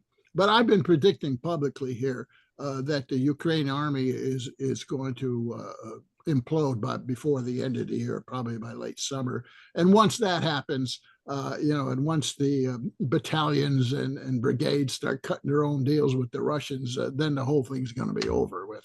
I think that's coming, because I think that's going to implode. And you can see it happening now in some of the surrenders and so forth going on in the Donbass and Kursk that I predicted a month ago. Kursk will be, the Kursk salient will be liberated, you know, within a month. It's just about another couple of weeks, I think. So the army will collapse, and that will be the real end of it. And the Europeans have to come to the realization, well, they better, you know, recoup what they can in the end. And, you know, Trump's trying to tell them that, but they're not listening. Thank Okay, you. Richard followed by Sharon. No. Please go ahead, Richard. Right. Thank you, Dr. Rasmus. I wanted to say I've followed you since Z was a paper publication, and you were one of the first. If you had an article in there, you were one of the first people I read. Okay, so my question or observation or whatever you want to call it is this. I think you sort of you called Trump, you talked about his empire. I think Trump comes out of a mercantilist mindset, in which he sees competition in terms of nation states. And why that's important is because the whole concept of tariffs used to be very applicable to nation state trade. We've gotten way beyond that now, such that tariffs are it's almost impossible to trace tariffs to individual countries because our international is our corporations are so internationally based. So there's that. Also, something else that's left out in this is that as far as the United States goes, and actually I think Europe, a substantial amount of our economic activity is in the form of services, goods and services, which don't lend themselves very well to tariffs. Could you maybe address, speak to that a little bit? Thank you. Yeah, those are good points. Yeah, he is a bit of a mercantilist in that he thinks that tariffs can be very successful as kind of the linchpin for his economic policies. Back in his first term here, he had the trade war that he announced mostly with China, and then some other tariffs, and that war pretty much failed. What was the real objective of that trade war? with China back then. I've written that in some detail. Really, it was to try to get China to slow down its next generation technology development, AI and 5G and sensors and all that stuff, right? Which are important military technologies. Well, that totally failed. He didn't get China to slow down. And some of the other elements were get the U.S. banks 51% interest in their operations in China. He got that. He got a little bit of agricultural trade going, but pretty much that whole thing was a failure, except for the fact it raised a lot of money. Tariffs raise money, you see, tariff revenues. And part of what Trumponomics is that he thinks by initiating tariff policies, even more aggressive this time, he can generate enough revenue to offset the deficits and the tax cuts. I don't think he can do that from tariffs. I think that's impossible. He also thinks that this supply side, if you cut business taxes, it would generate more tax revenues, the supply side thing, very neoliberal supply side thing. Of course, he tried that with his 4 trillion tax cuts in 2018, but then we got 2020 crash and that eliminated that. Back then, he assumed that the tax cuts would generate a GDP growth of 3 to 4% every year for 10 years. That way, it would generate more revenues. Supply side tax cuts would work. Well, 3 to 4% GDP every year for 10 years in a row. Well, 2020 it collapsed, and it's been growing at 2% ever since, right? So you cannot generate GDP for reasons of I talked about problems with fiscal tax policy to generate significant income. But he believes that he's going to generate a lot of income. He thinks this time the tax cuts will work. He's going to throw in things like the $5 million coin, right? He's going to tariffs will bring will bring businesses back and stimulate investment. He talked about $1.7 trillion by these companies announcing, Apple and so forth, U.S. investment. Well, those are just announcements. They don't mean a damn thing. I mean, we had the same thing back in 2017. Remember Foxconn was going to come over, invest big time in Minnesota. It didn't even show up, okay? So these are just statements, but tariffs are really about raising revenue this time. That's the number one objective, because he incorrectly believes he can raise a lot of revenue and offset his tax cuts and the deficit in doing that. Tariffs also play a big political role. He used tariffs to threaten other countries to get them to do politically what he wants. Tariffs on Panama, okay, they collapse. All tariff threats against Mexico and Canada, right, to do something about the immigration. Well, the Mexicans sent 15,000 troops to the border, responded. Of course, he found out that, tariffs on, NAFTA, EMCA, UMCA, gets you a lot of blowback from American corporations who are doing business in Mexico who don't want to pay the 25% to send their goods over the border. That would pretty much just eliminate all of NAFTA, right? So he's backed off on that just now. So, okay, we're not going to do that. But that's an indication of using tariffs as a political threat, a political pressure. That's what he does. He takes these extreme positions. He sees what kind of opposition occurs and what kind of responses by the countries out of concern and fear even, right? And then he rejuggles it and comes back to the table, right? This is his way of operating.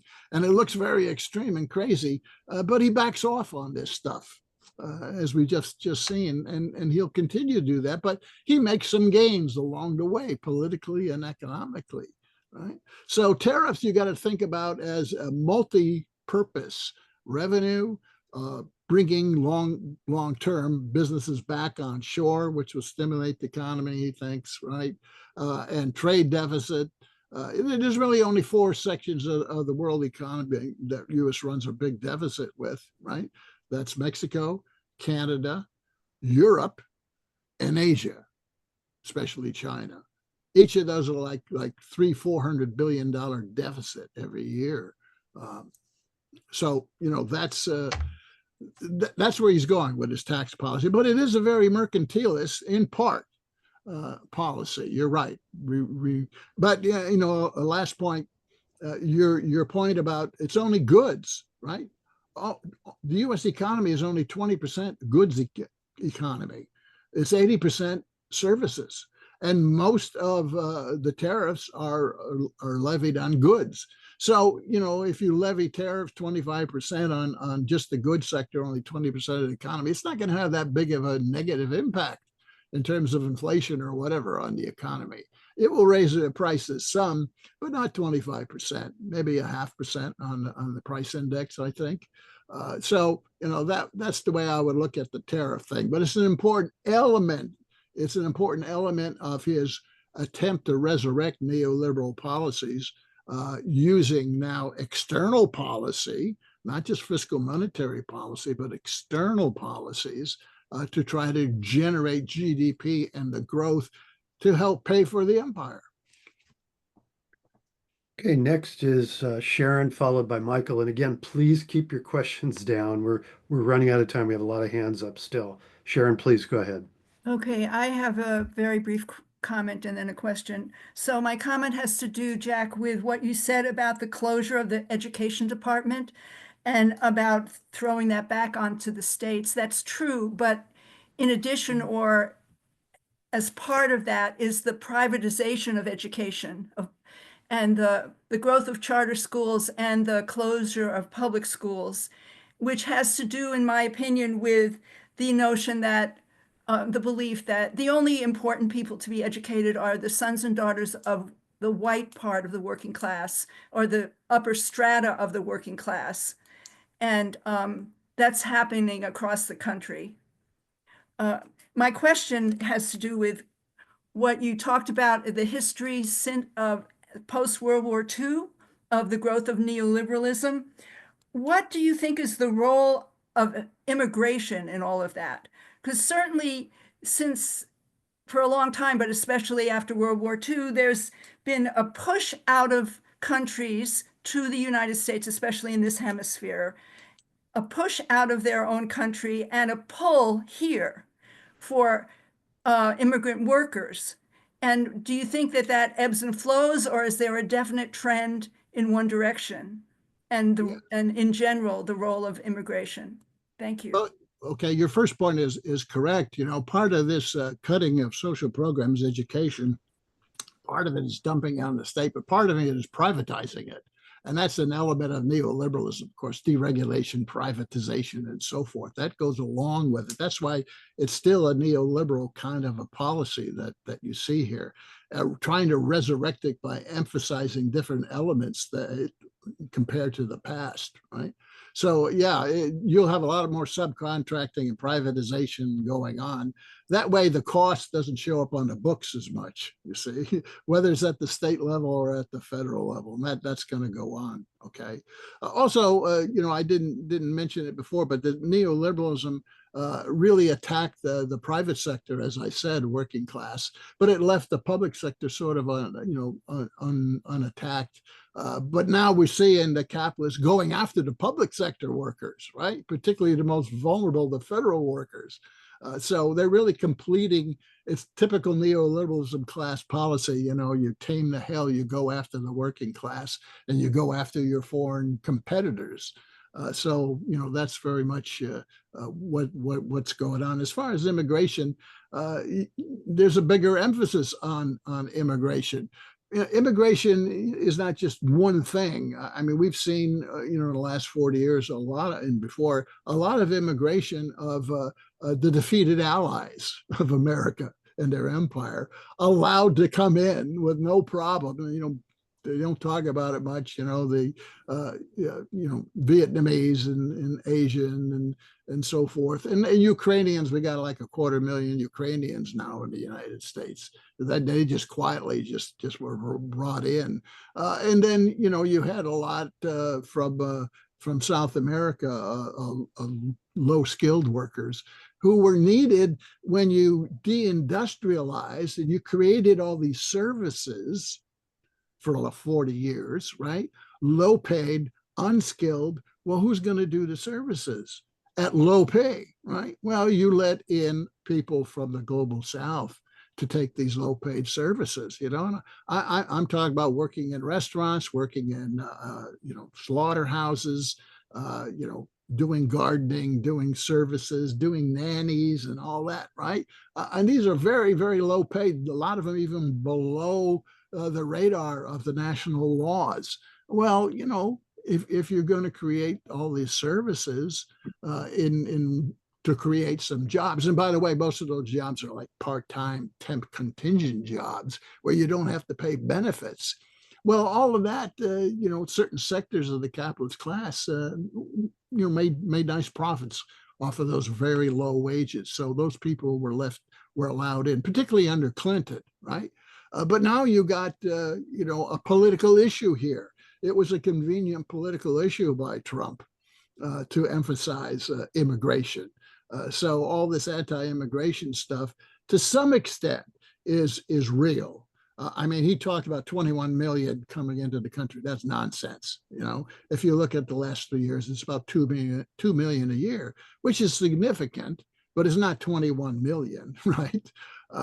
So it's become a political issue more than an economic issue, I think. And that's how you should understand it, because the U.S. has always let its allied people come in, people from Syria and so forth.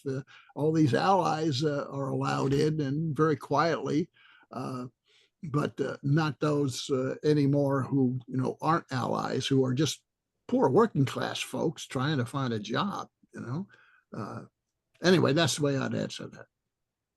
Okay, next is Michael. Did he drop off? Followed by Janet. Michael, he was had his hand up. Oh, there you go. Okay. Yeah. Have you ever read Stephanie Kelton's book, The Deficit Myth?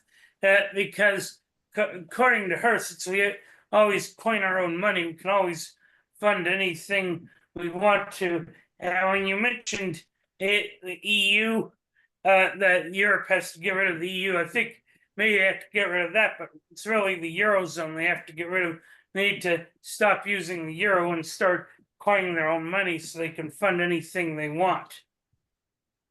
Yeah, I've read some of the modern money theory, and I'm not an advocate of that. I'm very suspicious of monetary solutions to capitalist problems, first of all. Secondly, it's really a fiscal policy parading as a monetary policy. The problem with it is that, they kind of use these balance sheets to show that it doesn't matter how much you spend, right? It'll come back and it'll be on the balance sheet. The liability side will be the asset side and so forth. I think that metaphor is pretty inaccurate, because what happens in the interim with this kind of a policy before you get the balance in the balance sheets is what's important. I think it's politically naive, because it's really saying that you're going to get the Federal Reserve or the Treasury to really spend not just on the banks and the investment with the money supply and bond policies, but you're going to get the Federal Reserve or the central bank to throw money into the real economy to stimulate the real incomes, working class and so forth. The capitalists will never allow that, you see. So it's politically naive. You would have to have a revolution of a national public banking system for any of that to really happen and to occur.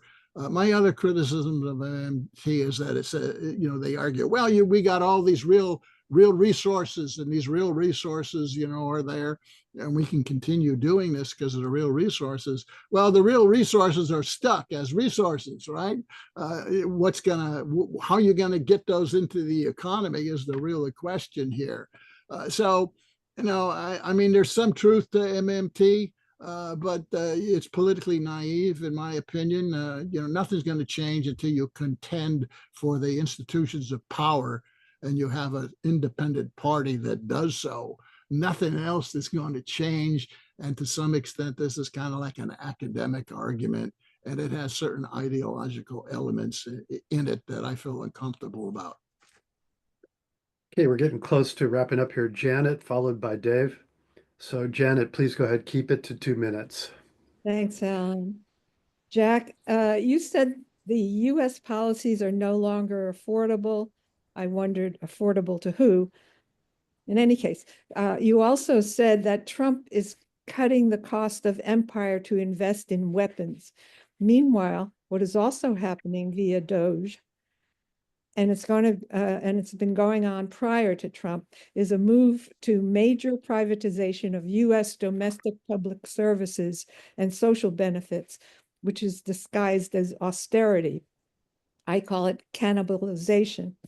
For example, schools with vouchers programs, there's been a big push for privatization of traditional Medicare with Medicare Advantage, but Social Security is also at risk. The amount of money going into Social Security because of changes in jobs over the decades is not keeping up with the payments going out to retirees. A separate Social Security trust fund was set up, I think, back in the 70s with FICA taxes to accommodate the anticipated increase to pay the baby boomers when they retire. But that trust is being depleted and will run out in the next 5 or 10 years. And if nothing is done about that, Social Security payments will be reduced across the board. The trust is funded by FICA taxes on everyone's income. However, there is a ceiling with anyone making over $76,100 no longer paying FICA taxes. The tax cuts on the middle class you talked about will reduce the contributions to FICA and thus will speed up the depletion of the Social Security Trust Fund. All that, and with 2 minutes. let me just finish up with Musk cuts to Social Security workers, which will cause a breakdown in the technology and services that will give an excuse to privatize Social Security. A solution would be to raise the FICA ceiling. But that would, of course, affect the wealthy. Comments? Yeah, okay. Well, there's some things I agree with, some I don't, what you said. First of all, you got to understand that in the mid 80s, they quote reformed Social Security. This is the Greenspan Commission before he became Fed chair, right?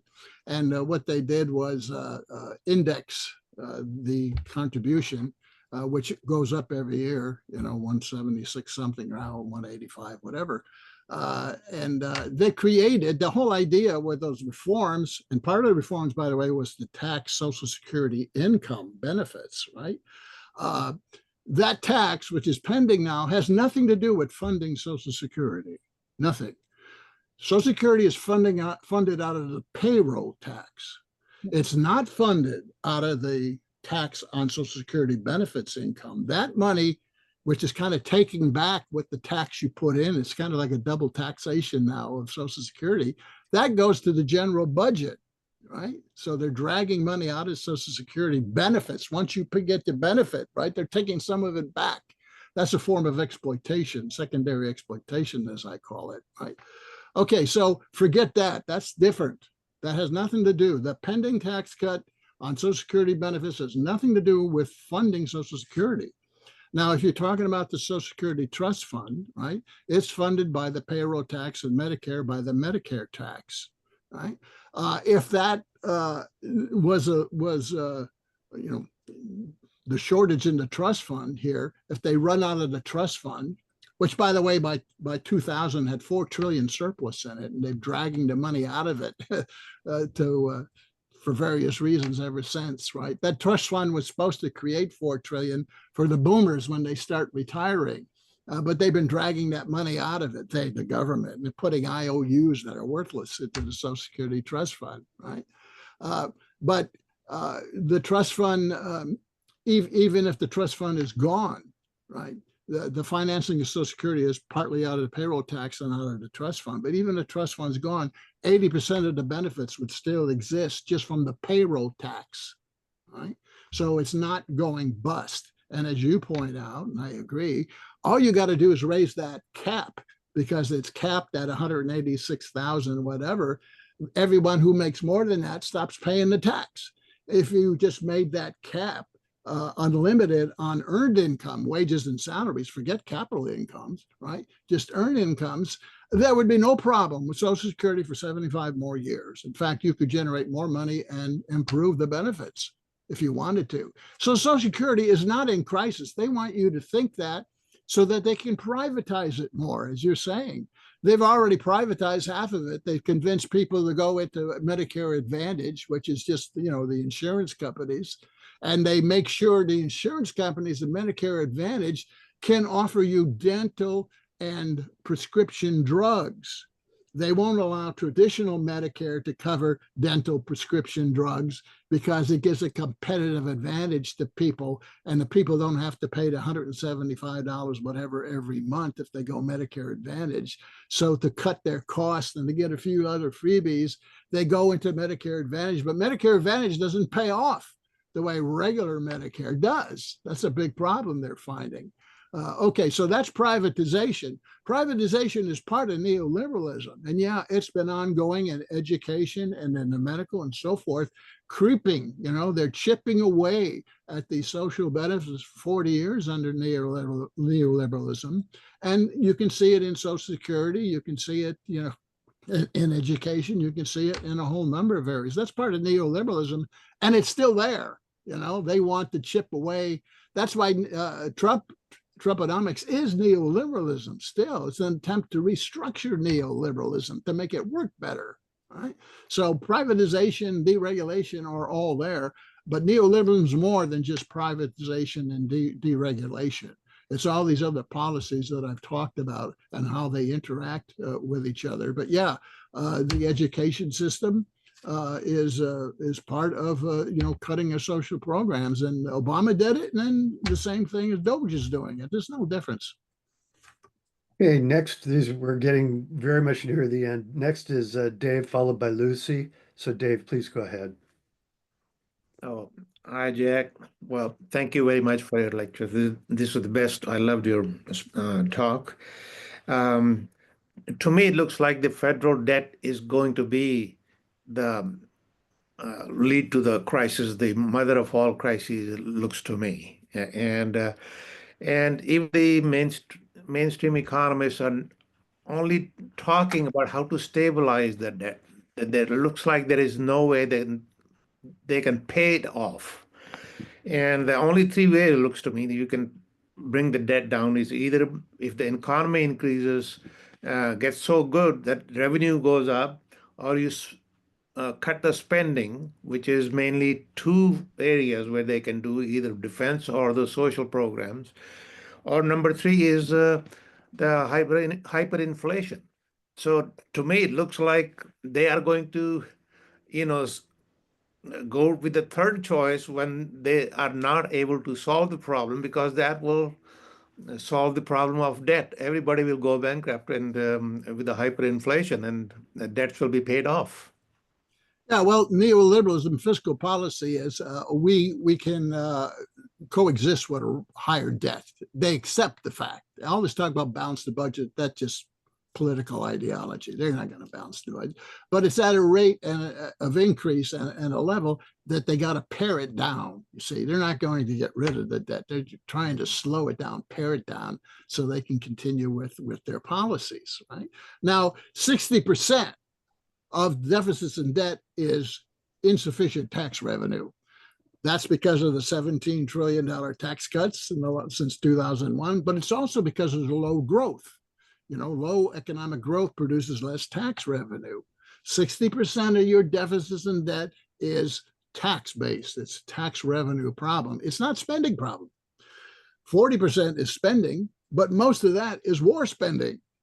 And yeah, there is some domestic spending in that deficit and debt, but it's mostly war spending. 9 trillion, 17 trillion, 26 trillion of your 36 trillion is war spending and taxes, right? Very simple. You could solve your problem if you just reverse those, but to reverse those, you'd have to reverse neoliberalism, right? And that's not what they're going to try to do.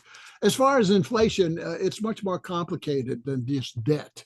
and inflation. The private sector is involved with inflation. That's mostly price gouging, I think. Again, because of the monopolization increase in the general economy and the price gouging that's going on, and we saw coming out of 2021 a lot of price gouging, supply side price gouging going on, and now of course the gouging with the tariff increase is going to be more than 0.5%, because these corporations are just going to, if they're monopolistic, they're just going to pass the prices on and jack up the prices even more. And it'll look like the tariffs are the problem, but no, the problem is corporate price gouging going on in the monopolization extent of the economy that we see. Going and explaining what is inflation here, it takes a little bit more time, but it's mostly supply side, it's mostly price gouging, and it's not really related, I think, to the debt and the deficit issue. That would argue me that the problem is demand side. Well, the problem with inflation under neoliberalism has always largely been supply side, demand to some extent, but mostly supply side problems here because of the structure of the economy that we're talking about. But yeah, I think your first point about talking about the deficits and the debt is a problem, right? It's rising too fast. It's at a level and the rate of increase. They're trying to get control of it because of the rate of increase. Look, the deficits do matter. The debt does matter, right? If you're paying over $1 trillion to bondholders every year, how are you going to pay $1.4 trillion to defense and keep the social programs? You see, that's the triple choices. You cut programs, you do something about taxes, or you do something about defense. That's the equation. And the question is, which one are you going to emphasize? But when your rate increase is so high, well, it's kind of hard just to do one or the other. It takes a triple approach, but you get into political resistance when you raise taxes on the rich, right? Or when you try to cut the military-industrial complex, So you try to take it out on social spending, austerity. But there's not enough that you can cut there, given the level and the rate increase of the deficit and the debt. Reagan found that out back in '83, right? And it's even more obvious now. Okay, Lucy, and then we're going to wrap it up. So Lucy, please go ahead. Oh, okay. The question I had, Jack, thank you very much for what you've said so far. I loved your presentation. The question I had was about Russia and Ukraine and whether Trump wants to move Russia away from BRICS and away from China or not. And some people are saying that he's definitely trying to break them up, which he probably does want to do, but I don't think he would succeed. What do you think? And what effect would it have if Mexico and Canada were to join BRICS? Yeah, well, first of all, Canada won't join BRICS. Canada's allied with Europe, right? And secondly, yeah, I think Trump may, in his greatest fantasy, think that he's going to strike a deal and offer the Russians so much, in terms of a deal, that he can pull them away from China. That's not going to happen. No way. I don't think Russia and China and the BRICS, that's the train that's left the station and is not coming back, right? All that the U.S. can do is try to slow down the train or jump on board. And that's what we'll see probably, it remains to be seen which one or both that the U.S. tries to do. But I think that's part of the whole reforming of external relations under neoliberalism here. The empire will consolidate. It is consolidating. That's the fact of the immediate near-term future here. What happens longer term remains to be seen. But this is, as I said, to repeat myself, what the U.S. always does. When the relationship of forces weakens, it's no longer totally in control, it strikes a compromise. right? It tries to sign treaties. And this was true since 1768, when the U.S. struck deals with the Iroquois and the Cherokees and took their land, and all these treaties. Well, 200 treaties. When the empire expanded, continental wise, right? Treaties were a weapon. Compromise were a weapon in the whole long-term struggle. And you see it even in the 21st century here, right? When the U.S. is strong, it breaks the treaties, right? When the U.S. is weak, it signs the treaties. Well, it's going to try to forge a treaty with Russia here, right? Economically and so forth. Pull out of other treaties like NATO. And it's in a state of flux. The empire is in a state of flux. You can be assured it's going to consolidate. It's not collapsing. There are contradictions, right? And this is a policy and an arrangement that's going to work itself out over time, but it's not collapsing. Don't underestimate your enemy. I learned that a long time in the union movement. When you weren't at a position of relative strength, you better not strike, right? Because you'll lose. And when you have some advantage, then you take on your opponent if you can, right? But always consolidate. And that's what the empire is doing. Bottom line, Trump is not stupid. He's not the crazy that the mainstream media and the Democrats make him out to be, and there are behind Trump the big capitalists. This is not one guy, right? That's why Rubio is there. That's why Waltz is there. Even Vance. Who supports this guy? Who supports Vance? Peter Thiel, big capitalist, put Vance in position. Who got Rubio into the administration? The Adelson capitalists in the West gave Trump $100 million. Oh, you bring Rubio in, we'll give you $100 million for your campaign. You got to understand these people are behind the scenes and they're really calling the shots. And Trump, is kind of malleable in some ways. He just likes to step out there and look like the big bull in the china shop, right? Anyway, enough with metaphors. Okay, last question, Judith, please go ahead. Then we're going to wrap it up. Yeah. Okay. All right. So, I just if Trump is moving away from the Middle East, what will the role of Israel be? Will if we don't need them to prevent the Arabs from unifying? Will the genocide continue? They have expanded into Syria and Lebanon. Will they stay there? Please say your opinion. Thank you. Well, it's a little early to tell what the policy in the Middle East will be. It's kind of on hold, right? And whether Trump pushes a conflict with Iran is an important question. I don't think he will. Especially now that Iran's been rearmed with defensive weapons by Russia, right? I don't think he's going to go after that. What you got is a very fluid situation. Israel has not won the war against Hamas. It has severely damaged them, pushed them into the south of Gaza. What happens now in terms of North Gaza, South Gaza, it's hard to tell. It's too early.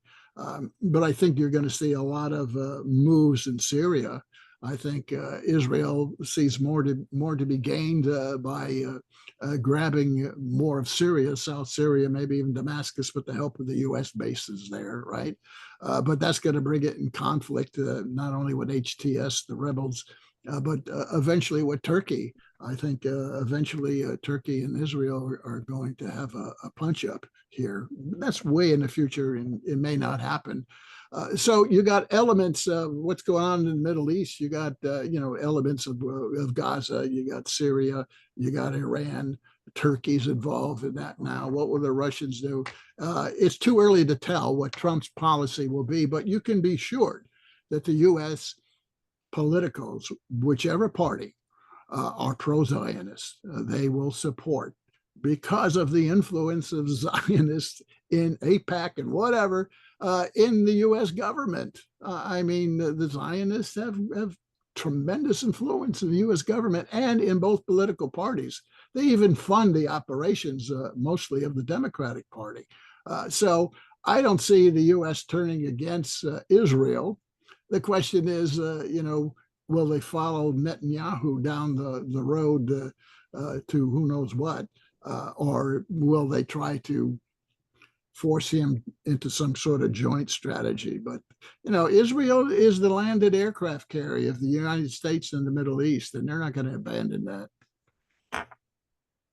Okay, thank you. Boy, what a terrific program. Thank you, Jack, so much for your presentation. I think everybody got a lot out of it.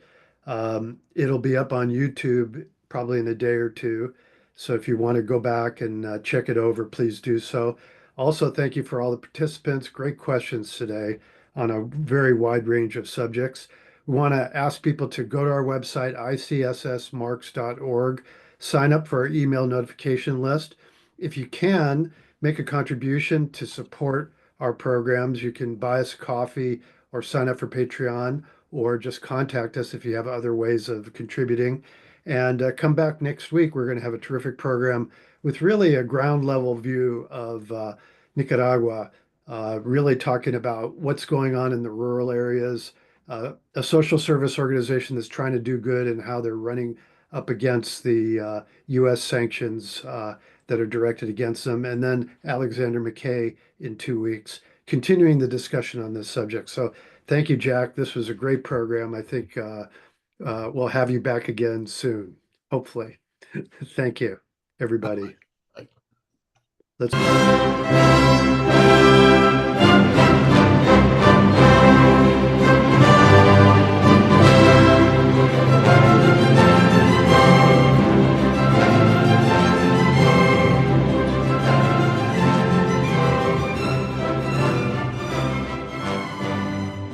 Institute for the Critical Study of Society at the Nebel Proctor Marxist Library receives no corporate funding, nor do we have any paid staff.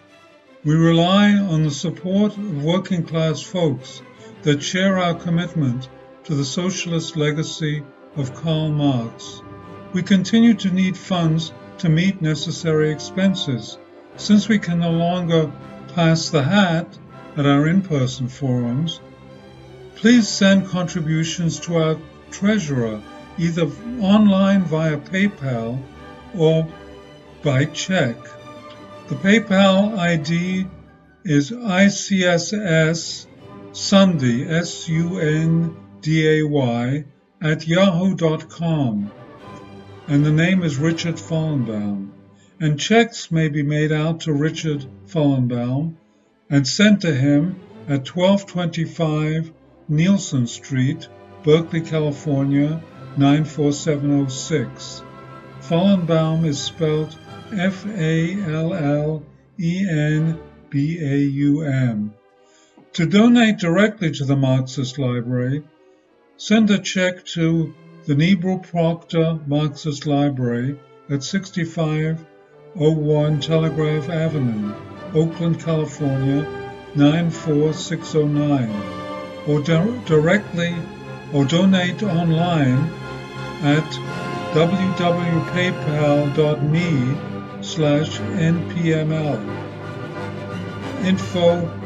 For information, write to npml at marxistlibr.org, and the website is marxistlibr.org.